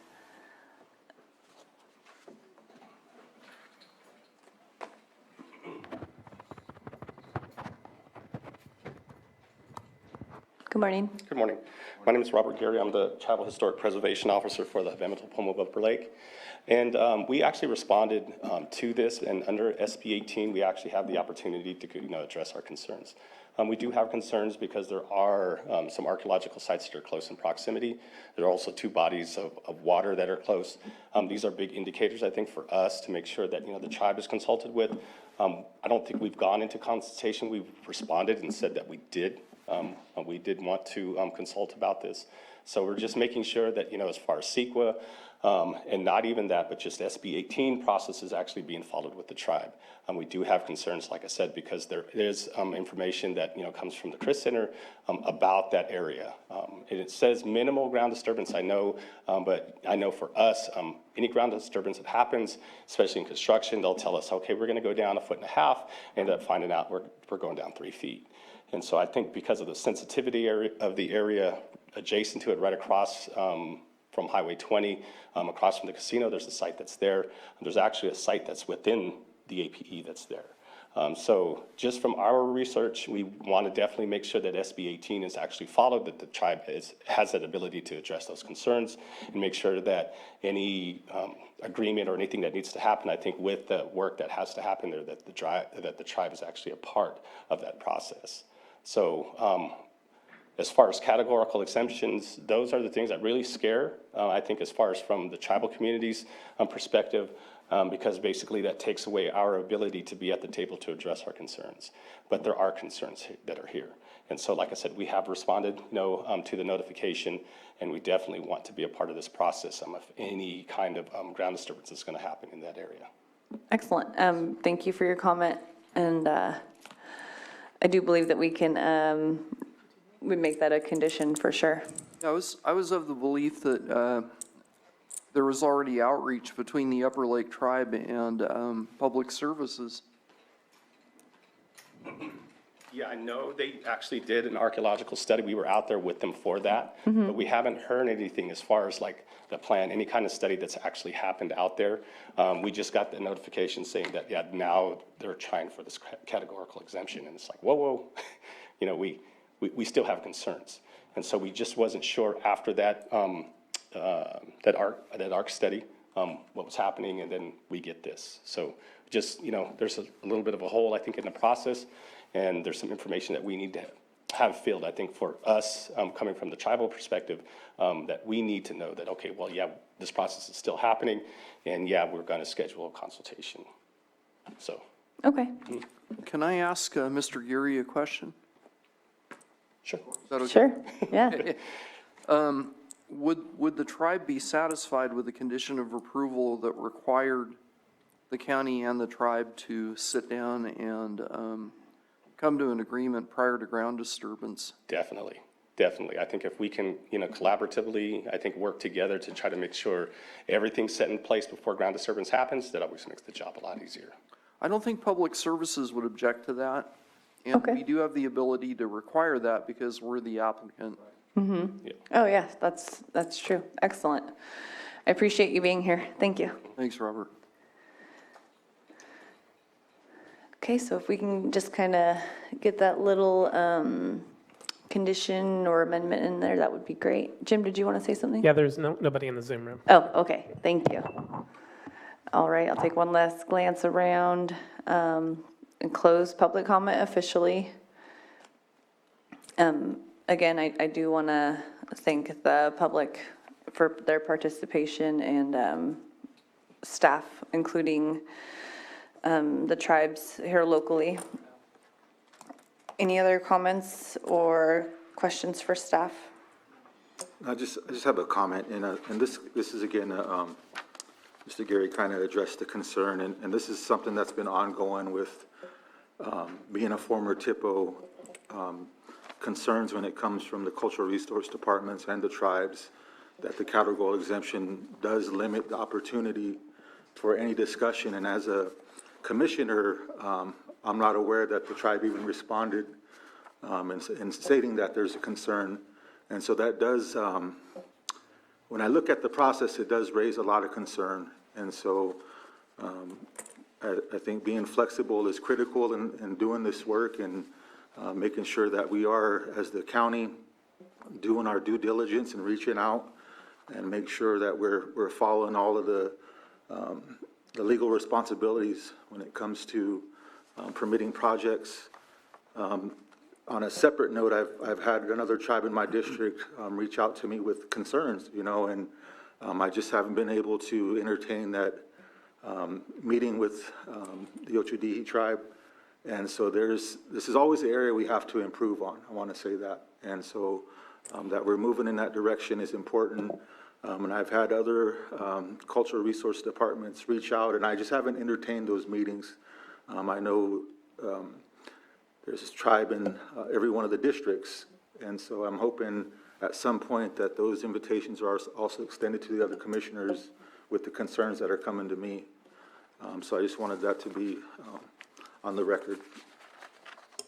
Commissioner Brown, may I respond to that? Yep. I just want to let you know that I did have a meeting just yesterday with legal counsel Nicole Johnson, and we are working on a process or she advised me on a process in order to make sure that the tribes are definitely, we reach out to them with all projects that are coming through. So she assisted me with that yesterday, and I am formulating a process for in-house for the CDD to follow. So that is definitely something on our high priority list that will be taken care of. Yeah, and definitely because it being a condition is us being flexible to do that, but it's the law that we respond and we consult. And so that has to be understood as well. Absolutely, and we'll take care of it on our end. Thank you. Thank you. Well, I think there was a bit of a breakdown in communication between myself, Public Services, and the tribe. And I appreciate Mr. Geary clarifying where it currently stands. Like I said, I was of the belief that that had already been taken care of, and it hasn't been. And so with the condition, according to Mr. Geary, that can satisfy the Upper Lake concerns that the Upper Lake tribe has with that property. I do want to say that from my perspective, tribal interests are one of, if not the top priority that I look at as a planner, for a lot of reasons. It's just the right thing to do. So I think our staff cumulatively is of the same mind. And I think that that probably has not been the case in the past to the degree that we're acknowledging tribal interests and concerns now. So for whatever that's worth, that's kind of how I perceive it. Thank you, Eric. So we are either looking for motion. So if there's no further discussion, I'll entertain the motion. Please. Okay, I move that the Planning Commission find and report that on the minimal site improvements associated with this project that a categorical exemption to CEQA shall be adopted pursuant to CEQA, Section 15301, and that this project located at 650 East Highway 20, Upper Lake, California, and known as APN 004-010-39 will not have a significant effect on the environment, with the findings listed in staff report dated July 14, 2022. Okay, we have a second. Should that be as amended today regarding consultation, or? That's what I would have done, but I Yes, don't know. yes, as amended. Thank you. Second. Okay, motion and a second. All in favor? Aye. All opposed? Motion carries. Okay, furthermore, I'd like to move that the Planning Commission find and report that General Plan Conformity GPC 21-03 applied for by Lake County Public Services Department for the property located at 650 East Highway 20, Upper Lake, California, and known as APN 004-010-39, is in conformity with the Lake County General Plan with the findings listed in the staff report dated July 14, 2022. Second. Motion and a second. All in favor? Aye. All opposed? Motion carries. Please note that the applicant or any interested person is reminded that the zoning ordinance provides for a 7 calendar day appeal period. If there is a disagreement with the Planning Commission's recommendation, an appeal to the Board of Supervisors may be filed. The appropriate forms and applicable fee must be submitted prior to 5 p.m. on or before the 7th calendar day following the Commission's final determination. Okay. Item number 6. Public hearing on consideration of a 20-year extension for a mine, file number UMP 20-01, affecting use permit UP 00-06, and to consider categorical exemption CE 22-47 per CEQA section 15301. The applicant, Clear Lake Lava LLC, is requesting a 20-year extension for the continued use of site as a gravel quarry. The project is located at 13329 Point Lakeview Drive, Lower Lake, California, APNs 012-06-02, 03, 12, and 71. And I do believe there was a request for a continuance on this item. That's correct. Yeah, we're requesting a continuation until August 11th. Okay. I move that we continue this item to August 11th. A second. Okay, we have a motion and a second for continuance on this item. All in favor? Just a comment, Madam Chair. Was there a public comment that someone wanted to make on this issue? There was. I would support that being Yeah. possible. So we're not going to do the report, I believe, but if you'd like to speak on this item, we can open public comment. Well, my name is Richard Knoll. I'm a planning consultant here in Lakeport. I represent Mr. Van Pelt, Clear Lake Lava. He asked me to attend this morning. He did request a continuance as he is not available this morning. We haven't discussed the August 11th date. I'm assuming that's going to work for him. We just saw that today, that was the requested date. Okay. I guess if it doesn't work, we'll need to come back then and request another continuance. But just wanted to make that comment. Thank you. I appreciate that. Thank you for the clarification. I think what we're trying to do is not waste more time, so it can always be kicked down the road again. Yeah, so our motion on the floor is a continuance until August 11th, correct? Yeah. Okay, we have a motion. Do I have a second? We have one more. Second. We have one more comment. Oh, Well, we can still discuss. sure, public comment still open? On this agenda item? Yes. Okay. Yeah, so I think with this, and because I know there's numerous categorical exemptions and the extension of these permits, there's a few of them, like kind of going down the line. Sure. So I think as far, Robert Gary, Tribal Historic Preservation Officer, Hub Emmental. One of the questions that we have, or I guess the concerns that we have as far as with this process, we received this notice July 5th, and we're asked to come here to respond to it. So really didn't get enough time, sufficient time to be able to deal with it. So, but one of the things that really makes this problematic is because we only had that 1 week. There are sites within numerous of these quarries. I can tell you right now that DNA River Rock has 9 archaeological sites that are within it. The Clear Lake Lava site that's actually in Lower Lake has actual 3 archaeological sites that are within it. All of them have bodies of water, and so I don't see how we can exempt from CEQA, these projects. And these are within the APN. A lot of my job is really consistent with things that are close to the APN, but these are actually within. And so those are concerns that I have with, all of these categorical exemptions, especially with bodies of water that literally run through the APN. How could we not be concerned about the environment and to make sure that there's assessments done to make sure that those bodies of water are kept clean? Because all of them actually enter into to Clear Lake. So these are our concerns, that I have with this. Like I said, just given enough time to be able to do the research. I've only had a week. ARC sites that are within the project APN, some of those areas are sacred landscapes. I'm from down in the southern part of the lake, in one of the quarries, the Red Rock quarry that's there. We still do. We go and we gather, but most of that hill's gone now. Eventually, it'll be gone if this continues.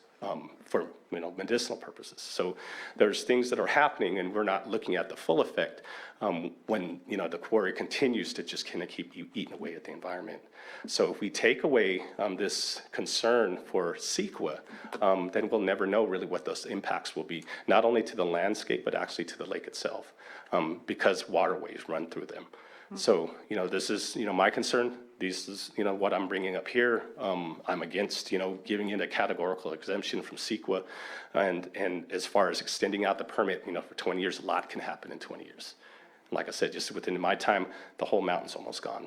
And so those areas that I know that were, to my people that are from down there, those sacred areas, gathering areas, those are gone. And so this was all prior to CEQA even being established. And so we don't get that back. So just, my comment as far as, the CEQA exemption and those things to consider. Thank you for your comment. Can I respond to that? Sure. My understanding for extensions is that no further expansion or impacts other than what had been previously evaluated would occur. And so my assumption had been, and I may be wrong about this, but that extensions didn't involve land movement over and above what had already been approved.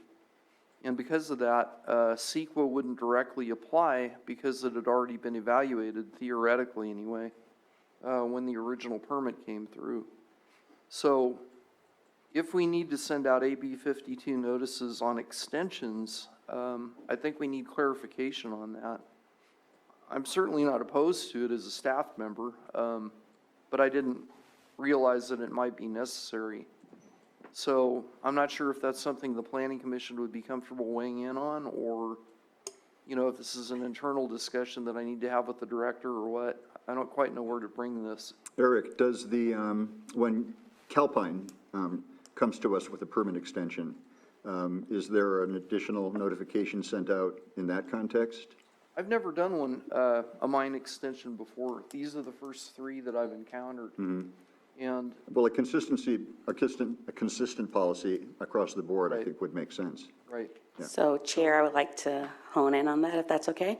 So I actually had the same concerns, and I thought that over a 20-year time that we should be looking and evaluating this from an environmental point of view. So I reached out to our SMARA staff person this morning, and I asked those exact same questions that Mr. Gary asked. What happens in 20 years? Where's the environmental impact report? And how can I support a 20-year extension? And why should I support a 20-year extension? And in addition, I was asking how much excavation of gravel has already been conducted and how much more do we have left? So I met with our staff person today, and he provided me, I also asked about the annual inspections because they're supposed to be inspected annually. So I felt a little more comfortable after discussing with Eric that because the EIR had already been approved for the 20 years and that because they weren't moving any dirt or doing anything else, that they had already been approved. And then I also obtained the notice of completion of inspections from the SMAR that comes from the Division of the Mines, Land Mines, I think is, yeah. But those were some of the same questions that I had.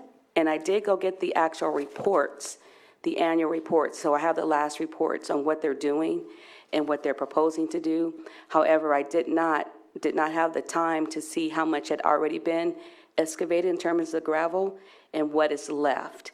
And I wasn't 100% sure that an extension of 20 years would be sufficient because what does that mean? Like, I didn't have the analysis to say, this is how much gravel they've already extracted, and this is the percentage they have left. And so maybe they don't need 20 years, maybe they need 2 years. So those answers have not been, I was not able to seek those answers. So if the board or the planning commissioners would provide additional time for me to kind of go into the mine extensions a little bit more before we extend them, that would be great. In terms of Calpines, there was an extension request maybe like 3 months or so ago, right? And they did go through a review process. Yeah. So how much time would you need, do you think? I would say, August 11th too soon? yes. So maybe, what's the next meeting? August 25th? Is that correct? Yeah. August 25th. Let me dig a little bit more and provide more of analysis and look at the environmental impact, and then, of course, have the opportunity to reach out to the tribal groups. Yeah. That would be okay. Are you speaking simply to this one agenda item or? All three. Okay. So there are like 3 on the agenda today. Yeah, so I think for me, just hearing that, so as far as looking at the EIR and even that report, we've only been given a week and I haven't even looked at those documents. So, you know what I mean? So I did the research with the information and the data that we had. And so just, you know, that process in itself is problematic, I think. And so just making sure that, you know, we can have a full ability or have that full ability to be able to do the research, sit down, consult about it, and talk about these things. Like I said, you know, I think if anything, if there's going to be another permit that's going to be issued or an extension that needs to be issued, there needs to be some kind of EA, some kind of environmental assessment to show, okay, well, no, you know, it's not impacting, we're still good, right? But if we give it 20 years, and something happens within 5, they get an extra 15 more years to just continue to keep doing what they're doing. You know, and I'm not against development, I'm not against that, but I'm just making sure that those environmental concerns, especially here in Lake County, because now we're dealing with hydrilla and we're dealing with everything else that is a concern, you know, cyantoxins and those kind of things, doing what we can to try to preserve what we have. And so, you know, that's just a big, you know, concern for me. Like I said, you know, categorical exemptions is, from CEQA is, and then like not having the ability and the time to really do my research to get a really good determination on what needs to happen and our concerns. Thank you. And Ms. Chair, I would just also like to say that the tribal group should really get 30 days to actually review and comment. Okay. Procedural question. This may affect the August 11th continuation date. Okay. Well, yes, I was going to suggest that I amend my motion. The procedural question, unfortunately, Nicole is not here.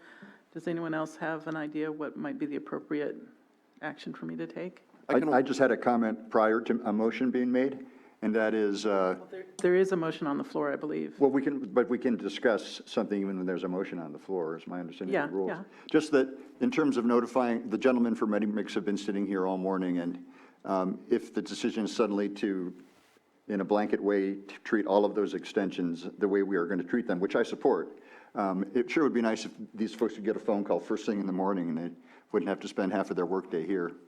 That's true for the applicants as well as for people in the public. I appreciate you But I'm in strong support that. of what we have been discussing For in sure, terms of for sure. CEQA and all of the rest. And I do appreciate your guys' patience out there. You guys have been here all morning. I think the Commissioner Hess has a really good point, but right now, we're talking about item 6, and I believe It would actually apply to the next 3 items. okay, but the motion I made was for item 6 only. So I would like to amend my motion to, instead of August 11th, to a date to be determined. Yep. Okay, so we have a motion on the floor for continuance for a date uncertain on this item. Do we have a second? I'll second. Okay, we have a motion and a second. All in favor? Aye. Aye. Aye. All opposed? Motion carries. That's the only one, right? It would also apply to items 7 and 8. Okay, I wish legal was here. I will still go ahead and read the items, and we'll do we'll still do our procedural, correct? Okay. Madam Chair, I have a point of order or a question regarding the motion that was just made. I don't know how you can continue a matter to a date uncertain, because now you have to renotice. And so a continuance to a date certain, you don't need to. But in this case, now you do. I understand that. So how do we know? I mean, what are we talking about here? We've actually been working on this for several years to try and resolve the extension. And by the way, there was an environmental review completed at the initial time that the Point Lakeview mine was approved. And there are annual inspections. There's a significant amount of file material available. But sorry, I don't mean to digress here. I just wanted to make this point that, once we know what the date will be, I guess there'll need to be a county process for notification, so. Well, I don't think that's a huge burden to renotice. And one of the reasons we're having this discussion was triggered by your client's decision to seek a continuance. And so it's up to us to determine whether the 11th is an actual window, the 25th, or a date uncertain. And if so, then we renotice. Okay, thank you. Thank you. Thank you. So, I'll still read the disclaimer, right? Yeah. Okay. Please note that the applicant or any interested person is reminded that the zoning ordinance provides for a 7 calendar day appeal period. If there is any disagreement with the Planning Commission's recommendation, an appeal to the Board of Supervisors may be filed. The appropriate forms, applicable fee must be submitted prior to 5 p.m. on or before the 7th calendar day following the Commission's final determination. Okay. Are we on item number 7? Thank you.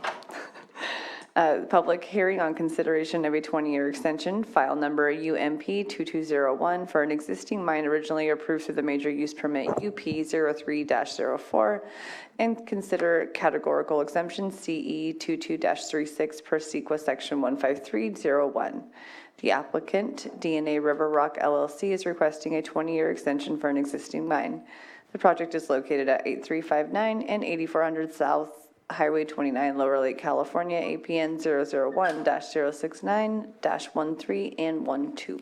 And legal notice has been determined on this matter. Thank you, Jim. And I do believe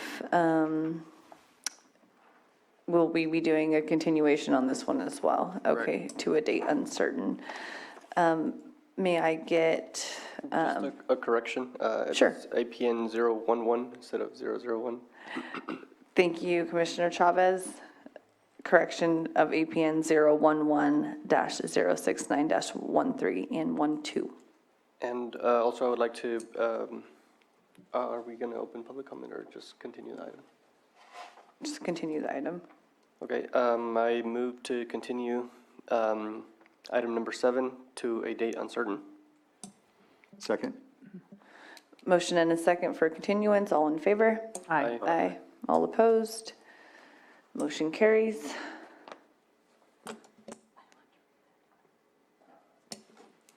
Madam Chair? Yes. I think you need to read the disclaimer on that. Okay. The note, the applicant, okay. The applicant or any interested person is reminded that the zoning ordinance provides for a 7 calendar day appeal period. If there is a disagreement with the Planning Commission's recommendation, an appeal to the Board of Supervisors may be filed. The appropriate forms and applicable fee must be submitted prior to 5 p.m. on or before the 7th calendar day following the Commission's final determination. Item number 8. Public hearing on consideration of a 20-year extension for a mine, file number UPX 19-04, affecting use permit UMP 10-01, and consider categorical exemption CE 19-98 per SEQA section 15301. The applicant, Clear Lake Ready Mix, is requesting continued use of the site as a gravel quarry. The project is located at 12572 White Rock Canyon Road, Upper Lake, California, APN 022-099-06. And legal notice has been determined on this matter. Thank you. I'd like to request that we hear this item. Okay. All right. Let me see, staff, do we have a presentation for this item? Well, we do. We're recommending that it be continued to a date uncertain Okay, for the same reasons. okay, So so, it's up to you. If you want to hear the presentation, we can. Or if you want to wait until we're better prepared from a CEQA standpoint to bring this before your body. okay, I'm going to go ahead and make the decision that we won't see the report, but I will open it up for public comment, so that will give you a chance to speak. Thank you. So that being said, Yep. public comment is open. Please be sure to state your first and last name. My name's Rick Thorne, and our project is very, very small compared to the other quarries you're speaking of. We have probably 3 or 4 acres total, and our mining process is pit style, to where we've already opened up a footprint of excavation site, and everything we do now is to establish a water table year-round for wildlife and vegetation. So there isn't any disturbing of, when you're talking about CEQA, I mean, what's there is there. I mean, everything we do now is below, it's already been, a footprint's been established for the excavation site. And we've finished one pond site, which is probably an acre and a half or 2 acres, which we've planted the willows and reclaimed, we've got year-round water with wildlife and everything else. And the next pit we're in right now is adjacent to that, and it's the same thing, another acre or 2, but the actual footprint of that has been established, and everything now is just digging 20 or 30, 40 feet into a hole that establishes year-round water, which is a little difficult in these drought times, but it works. So, and as far as archaeological issues, our permit actually covers that in one of its sections there, where, if we were to find anything that was even remotely archaeological, arrowheads, beads, maybe some charcoal or something, we're supposed to stop and notify the authorities. So, based on its size, I don't have any problem with contacting the local tribes to where we could do a site visit for them so they feel comfortable with what's there in the small amount we're disturbing, which isn't any, it's not open quarry, we're continually chopping away at land. We're just in a small little postage stamp size on a high terrace, steep hillside on one side and the actual river flow, eighth or a quarter mile away. So I really hate to be grouped into this CEQA issue when, our size is minuscule compared to some of the other concerns you're speaking of. And if you had any questions, or if you have a site map, I believe in some of your stuff there, that I hate to be grouped into the same category when we're talking size. I understand, it could be 10 by 10, it could still be an issue, but the other quarries are large. Ours is, 3 times, 4 times the size of your courthouse here, and that's it. And that footprint has already been established, so the disturbance is there. Mm-hmm. And everything now is just straight on down to establishing the water table. And like I say, we have a pond adjacent to it, so it's a pretty good, gives you a good picture of what has been done and what's the next pond is gonna look like when we're done with it. And I don't know if that changes your CEQA, your CEQA ideas, but I just don't like to be grouped into that large, when you say, it's not a quarry, it's a sand, we mine river run there, it's a pit, an open pit that's, I'm gonna say the one we're in now is probably the size of your courthouse here. Mm-hmm.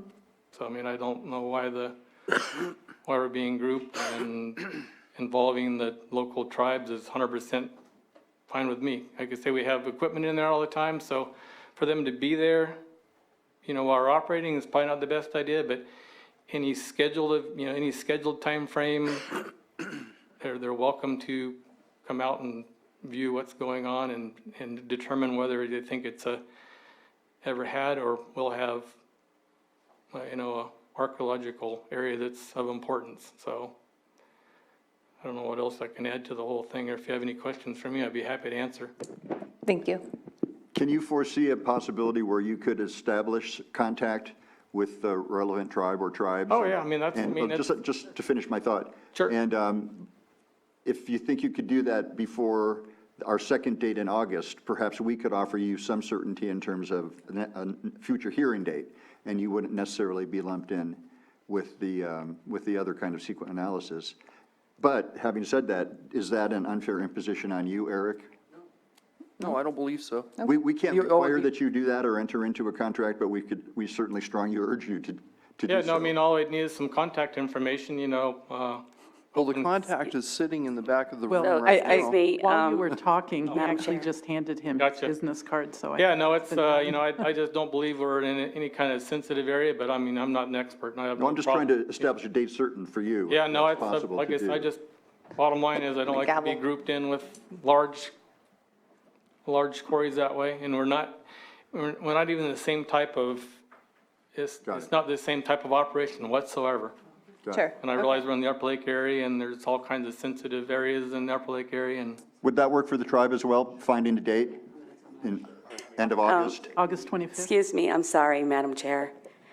So I have been advised by legal, if I'm correct from yesterday, that consultation is between the county staff and the tribal organizations, that the applicants are not supposed to reach out.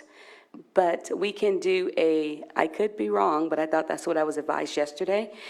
But we can reach out to the tribe and the applicant and coordinate. But if you would like to go ahead and set a date, then I will ensure that we do our due diligence behind the scenes and make sure that that we are prepared for the next meeting. Correct me if I'm wrong, but there have been many circumstances where the tribe has asked for something formal, and we have been advised that we can't enforce that, but we can encourage strong contact between the tribe in question and the applicant in question.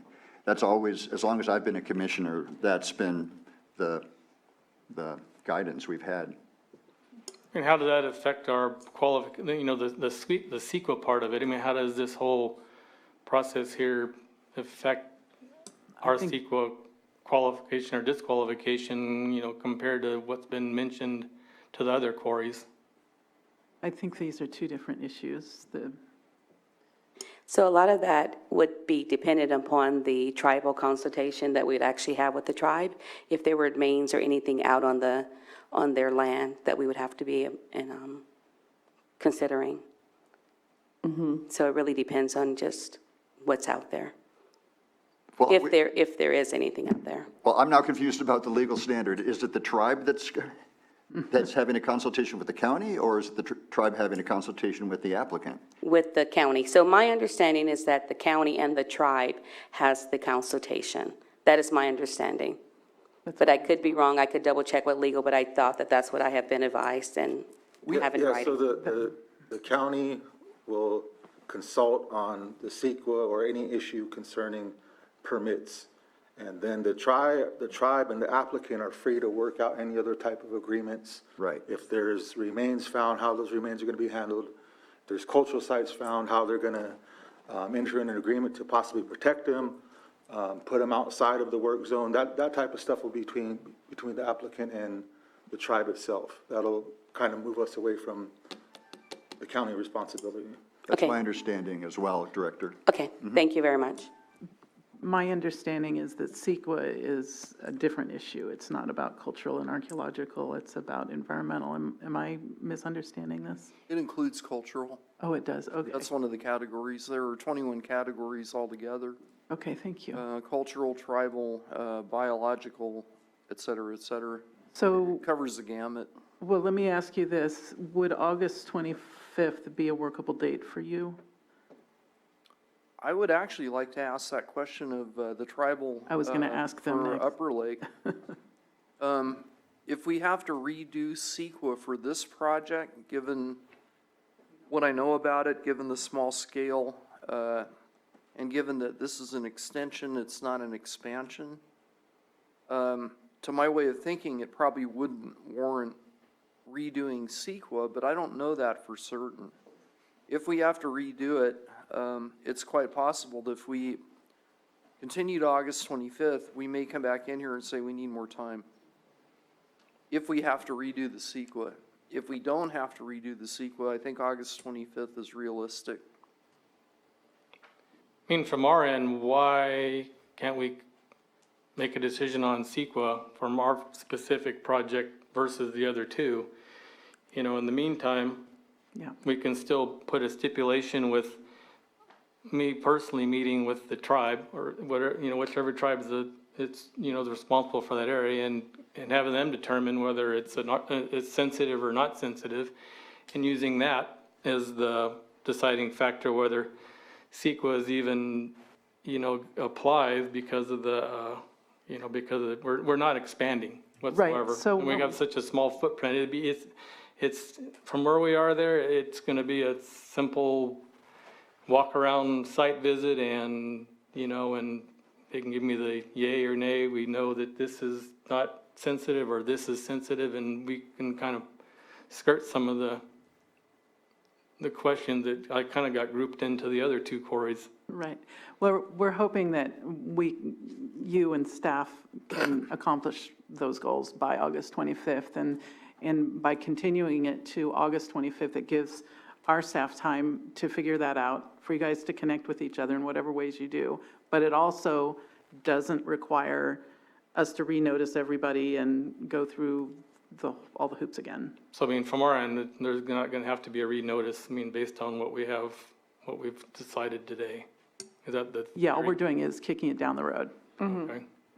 In the meantime, I'm gonna guess a meeting and a letter stating the sensitivity issues, if there is any, would be something that's gonna be sent to the, to staff? It's more of a process we're describing, sir, in that we will then know that you have established contact with the relevant tribe and have an ongoing understanding, rather than you presenting us with one definitive document. Gotcha. I think what my colleague, Commissioner Field, is saying is that this is our best way of offering you a date certain. However, based on Eric Porter's comments, that could change. But presumably, the second date in our second meeting in August would work for everybody. Okay, no, that's fine, like I say, it's, yes, sir. Would it work for Mr. Geary? I just wanted to kind of explain a little bit about the process and how it needs to be followed for the planning department's part in consultation. Let's go to the mic. So one of the things as far as for the process first, when it happens, is that basically the county is going to ask about a project, and that's the AB 52 notification. If we have any concerns, we get together, we let the county know or let the planning department know, yeah, we have concerns, we want to consult about it. They're there only to negotiate or to make sure that what's negotiated as far as the mitigation measures about how inadvertent discoveries are going to happen are put into the mitigation measures and what's agreed upon. They're also there to facilitate a consultation, meaningful consultation, both between the developer and the tribe to address the concerns that the tribes have. They come to an agreement that's within themselves. It has nothing to do with the planning department or anything else. That is, all established between the developer and the tribe. Just the mitigation measures that will go along with the project activities, that's what's put into the mitigation measures from. So that's really the planning department's only there to really facilitate that consultation has happened, that there's an agreement for this project and how it's going to be done. And that's basically it. But with that said, my question is, because this right here is actually for a categorical exemption. So the consultation would fall under AB 52, because we're talking about work that needs to be done. There needs to be a consultation about those concerns. So does this notification is this out the window, or are we going to get a notification so we can consult? That's my concern. I'm not too sure. That's a very good question. Yeah. So, because now it is falling under CEQA, and I know this because I've been doing a lot of outreach and training, I think, for the county itself. Understanding AB 52, understanding SB 18, that we kind of look at cultural resources as being archaeological items. They're not. They're broken into four things. Archaeological landscapes, sacred landscapes, gathering landscapes, those are cultural resources. Burials, burial-associated items, those are artifacts. Those are one. Bodies of water in old village areas, certain areas, sacred places. These are all a part of the environment that fall under CEQA. So tribal cultural resources fall under four topics that are there. So with that said, I just wanted, to let him know that right where the actual pit is, there's a confluence of water. Traditionally, culturally, tribes usually put their villages right in the middle of that confluence, right? Because you got water on both sides of you, need water to sustain, the village. Those are the things that happen. So because it's there, for us, the body of water is definitely a cultural resource. The confluence area is definitely a place that we deem sensitive, because more than likely you're going to find things. With that, also said that, there was also a pit that's also been dug prior to us even being there. So we don't know what's been found. It's also in this area where, the body of water is running. So erosion happens from upstream, comes down, and we found it. And when we were getting ready to do a project down there for levee maintenance, there were items that were actually in the middle of the creek. And it's just from erosion. Water makes its own way. So these are the things that kind of spike us to look at an area of sensitivity, why we should be out there, what it's going to take for us to make sure that this development also goes through, what maybe we might have to alter, or hey, what do we need to do to make sure that we protect and preserve those things? If it's maybe having someone out there while they're working, whatever it takes, right? Have an archaeological survey, I don't know. But those are conversations that happen during the consultation of like, hey, how are we going to mitigate this? So when dealing with CEQA, like, these are a lot of the things I think that we, as far as a tribal perspective, bring to the table of saying, okay, let's take a better look at this and figure out a game plan of how to still do the project, but make sure that these cultural resources are protected. So that's, and I look forward. So I gave him my card. I'm assuming I should get some kind of notification, I think, for consultation, and then we'll set it up both with the county and the developer, and we'll go from there. Okay. I think I need to make a motion. Okay. I move that we continue this item till August 25th, 2022. 2022. Second. Okay, there's the motion and a second. All in favor? Aye. Aye. All opposed? Motion carries. Yeah. Please note that the applicant or any interested person is reminded that the zoning ordinance provides for a 7 calendar day appeal period. If there is a disagreement with the Planning Commission's recommendation, an appeal to the Board of Supervisors may be filed. The appropriate forms and applicable fee must be submitted prior to 5 p.m. on or before the 7th calendar day following the Commission's final determination. Okay. Item number 9. Okay. This is a public hearing on consideration of a parcel map to create 3 commercially zoned lots, file number PM21-31, and includes a proposed 1-year subdivision extension for Valley Oaks subdivision, file number SDX22-01, and consider an inclusion under the original FEIR and an addendum for a new categorical exemption to CEQA per section 15303 subsection C. The applicant, Valley Oaks Partners LLC, Keith Gopson, is requesting a division of a 47-acre commercially zoned property to create 4 parcels. 3 parcels being half to 1 acre in size, a plus 45 remainder lot parent parcel, and to add a 14-acre lot to the subdivision for use as a secondary vehicle access. The project is located at 18196 and 18426 South State Highway 29, Middletown, and is known as APNs 014-260-51, 36, and 24. And legal notice has been determined on this matter. Thank you, Jim. And it has been brought to my attention that this is also requesting a continuance. That's correct. We have actually 3 different things that we're evaluating that are tied to Valley Oaks. I combined the legal notices to save costs. I'm kind of questioning that right now because there are actually 3 different actions that are going to need to be probably, one needs to be noticed, period. That's a modification that I have not brought to the Planning Commission yet. That would add a 3rd lot onto the total land area for Valley Oaks, and it would be used for an accessory access into the commercial part of the development. Getting back to the parcel map, we are requesting a continuance to August 25th on the parcel map. However, we are requesting a continuance to August 11th on the extension. The reason has to do with how the 2 processes line up and the discussions that we need to have on each internally.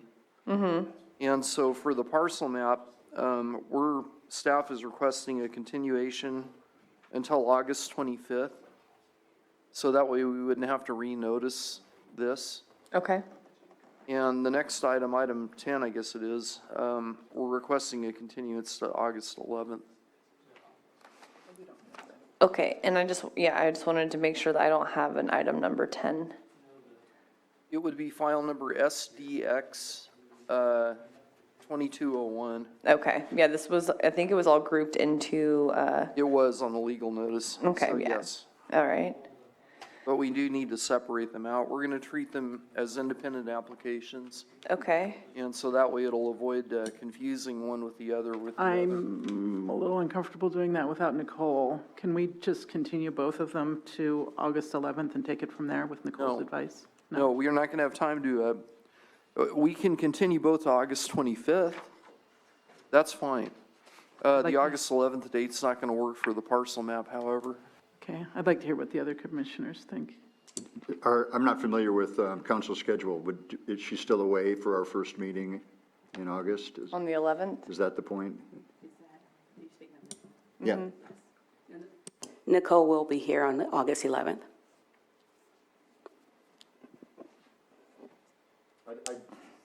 I didn't understand my colleague's point about having Nicole here. Oh, she's not here right now, and I'm questioning whether I can separate one item on an agenda into two different items and continue them to two different dates. That's all. I'm not sure. I'm pretty sure that's up to us. Is it? Okay. Yeah. Anyone else?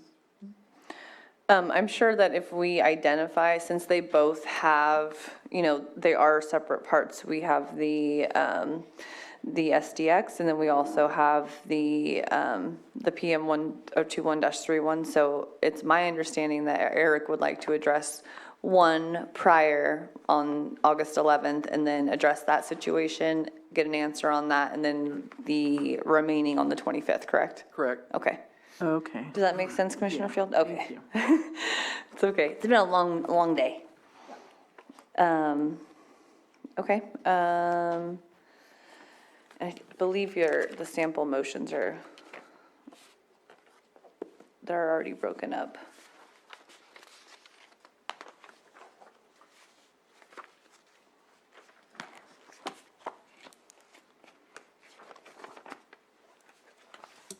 Is that correct, I Commissioner? believe the first motion would be to continue to August 11th for the extension and the so-called item 10 that Eric referred to, and then the other would be to continue the parcel map consideration until August 25th. Is that correct, Eric? So moved? I second. Motion and a second. All in favor? Aye. Aye. All opposed? Motion carries. Please note that the applicant or any interested person is reminded that the subdivision ordinance provides for a 15 calendar day appeal period. If there is a disagreement with the planning commission, an appeal to the board of supervisors may be filed. The appropriate forms and applicable fee must be submitted prior to 5 p.m. on or before the 15th calendar day following the commission's final determination. Thank you, staff. Great job today. I think one thing I'd like to add to that. Yes. Our director has the discretion of taking any of these Valley Oaks actions to the board. These were originally approved by the board, as I understand it, particularly the subdivision. And so it's very likely that what the planning commission would do is give a recommendation to the board. And that may apply to all three. I don't know the answer to that yet, but that may well be the outcome. Okay, fair enough. And we will move on with office news. But I did want to give Jim a special thank you for standing in for Jake today. You did great. Sam? Thanks, Jake. Thanks, guys. And Director Darby, hi. I'm sorry, excuse me, Madam Chair. Yes, Sam. We did have one hand raised. Is that hand still raised? T. Anderson? We've acted. Yes, it is still I've raised. already had a motion. Sorry.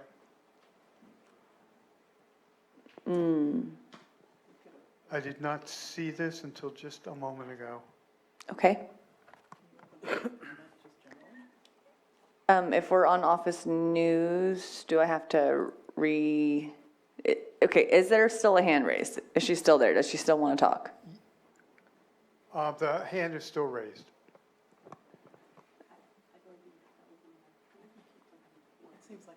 Okay, so since we do have somebody, before I get over to office news, we'll open public comment. Hello, actually I had posted, this was regarding number 8. My name is Tomasio Anderson. I'm the Robinson Rancheria Environmental Director. And I was waiting for somebody to acknowledge me online. This is during the discussion of number 8. And so since nobody had recognized my hand, I had put it in the chat within the time limit before the motion was made. But I just wanted to say just to add on was the Clear Lake hitch is listed on page 6 of the Endangered and Threatened Species Act from the California Department of Fish and Wildlife for 2022. And that would require CEQA protections. And within that area, that proposed extension or the mining is there. And then also, we have documentation that all the life stages of the hitch have been within that area this year. There's also the Sacramento sucker and Sacramento pike minnow, which are also culturally relevant within the adjacent stream area or footprint. And then Robinson Rancheria also has a property there deemed the woodlot within that's near that area. So I just wanted to state those things. I apologize that I didn't see your hand raised earlier, and I do appreciate your comment. And did you watch the remainder of the meeting where we kind of came to an agreement as far as how the staff and the applicant are going to handle that in the future? Yeah, but I just didn't hear anything regarding, nobody had mentioned the hitch and the CEQA protections as an endangered or threatened species. Okay, I appreciate that. I think, I'm pretty sure when they go over all of that, that the hitch and the native fisheries and stuff will be mentioned. So I do appreciate you bringing that to our attention. Madam Chair, can I ask, I think it's Tomasio Anderson. Can I ask him a question? Sure. Tomasio, is that you? Yes. Okay, thank you. We're going to send a notice out to the Upper Lake Tribe on probably all 3 of these mine extensions. Would you like me to send you a notice as well? Yes. Well, yeah, and I think. Okay, I was unaware that we needed to send AB 52 notices out on extensions, so that's totally my fault. I apologize for that. I need clarification from our legal counsel about when AB 52 notices are not necessary. This is not an expansion, it's simply an extension. But according to Robert Gary, he had some concern about impacts that are associated. So we're going to wade into that internally a little deeper. But for now, I'm going to go ahead and send you a notice on each of these 3 actions for the mines. Okay, thank you. You're welcome. And again, my apologies. I didn't mean to overlook you. No, I understand. I just, just in general, I know it's a simplistic way of looking at it, but with we try to protect every part we can to protect our lands and the lake, especially. And so all our actions that we do on the outside of the lake, at some point in time, go down to the lake because it is our lowest level in our valley area here.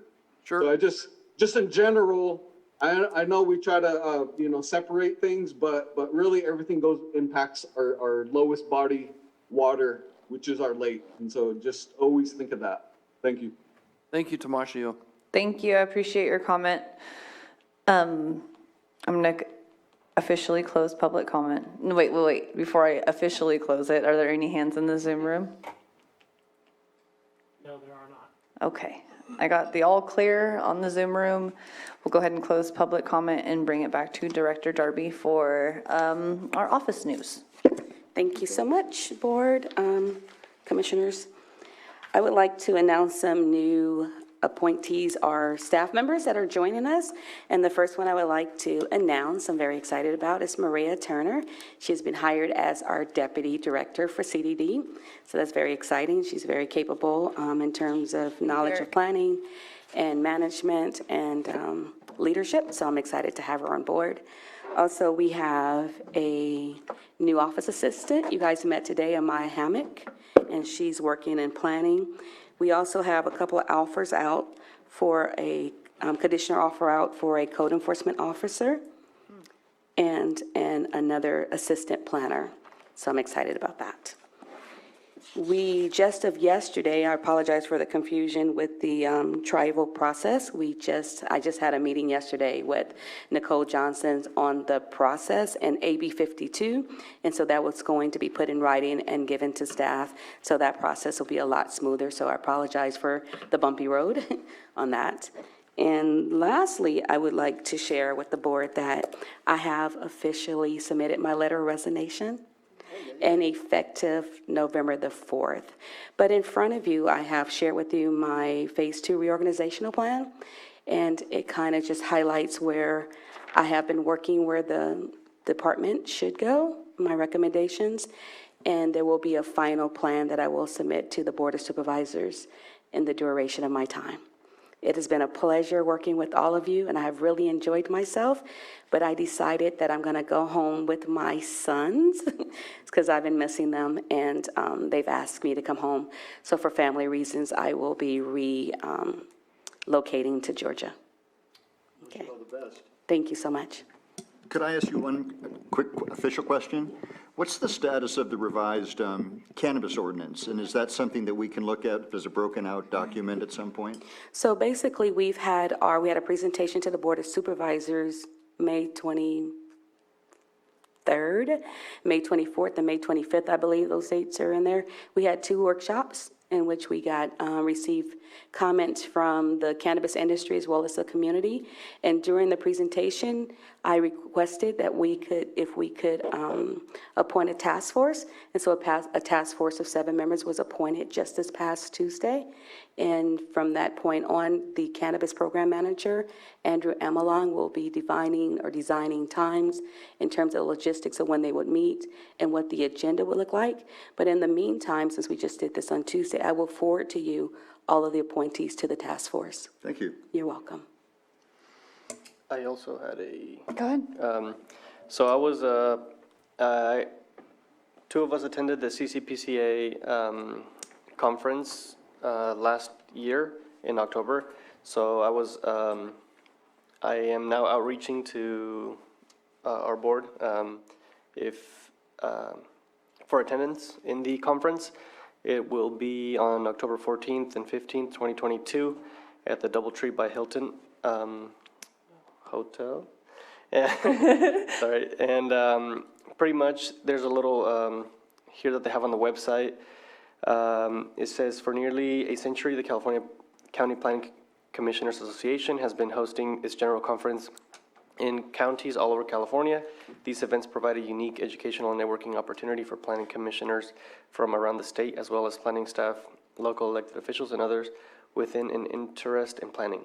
Our venue for this year's events will be in Pleasanton, California, and Alameda County, east of San Francisco Bay Area. Friday's conference event will be held at the DoubleTree Hotel by Hilton at the Club, where speakers will present on a variety of topics focusing on aggregate and building material mining, dams, and water management, a CEQA update, and training on procedures involved in your planning commission. There will, as always, be opportunities to meet and work with fellow commissioners from throughout the state to discuss current trends and best practices. On Saturday, participants will travel by bus to several stops on an all-day field trip that features a tour of the aggregate quarry operation, the Pleasanton Fairgrounds, the Sunnel Water Temple, and the Ruby Hill Winery. The bus will return through Livermore in the late afternoon. Finally, our Saturday program concludes with a banquet dinner featuring a keynote speech. So I'm planning on attending. If anybody else would like to join, that'd be great. And I will also be reaching out to other Neighboring counties, right? Counties. Mhm. I think I was appointed to like 9 or 10 of them that I have to reach out to. And even just getting one person from each county would be great. So the organizers want to have a really good outcome to this event, so. And just to kind of echo that, Commissioner Chavez and I went last year, and the networking was great, just to kind of see what other kind of economical developments going on. And, you know, like I said, the networking, you know, we're all in this together. We all have a common goal of seeing growth and stability and community involvement. And if we can, you know, now that we know about it a little bit ahead of time, because I think the way that we found out about it was somebody called in on our Zoom and told us about it. Right. And it was in Eureka. And so other than that, if it's something you guys have questions about, feel free to, you know, ask Commissioner Chavez or myself. We can put you in the right contact and maybe do something together, so. Yeah, and also with how we get, let's say, an attendance list of who is going to be planning on going, and how with the department to get it organized and to get the reservations done. Yeah, yes, I think that would be great. I think last year that Kirian assisted with you, so that would be a task for Jim Feenan this year. All right. Cool. You're in good hands, Jim. No worries. Yeah, I think by September we have to have at least RSVP or something? Yeah, and so we have a little bit of time to get more details, and I can get more details to you, and just to see how. For accommodations and whatnot? Yeah. Okay, excellent, cool. Thanks. All right, well, thank you so much, and be safe out there. Meeting adjourned.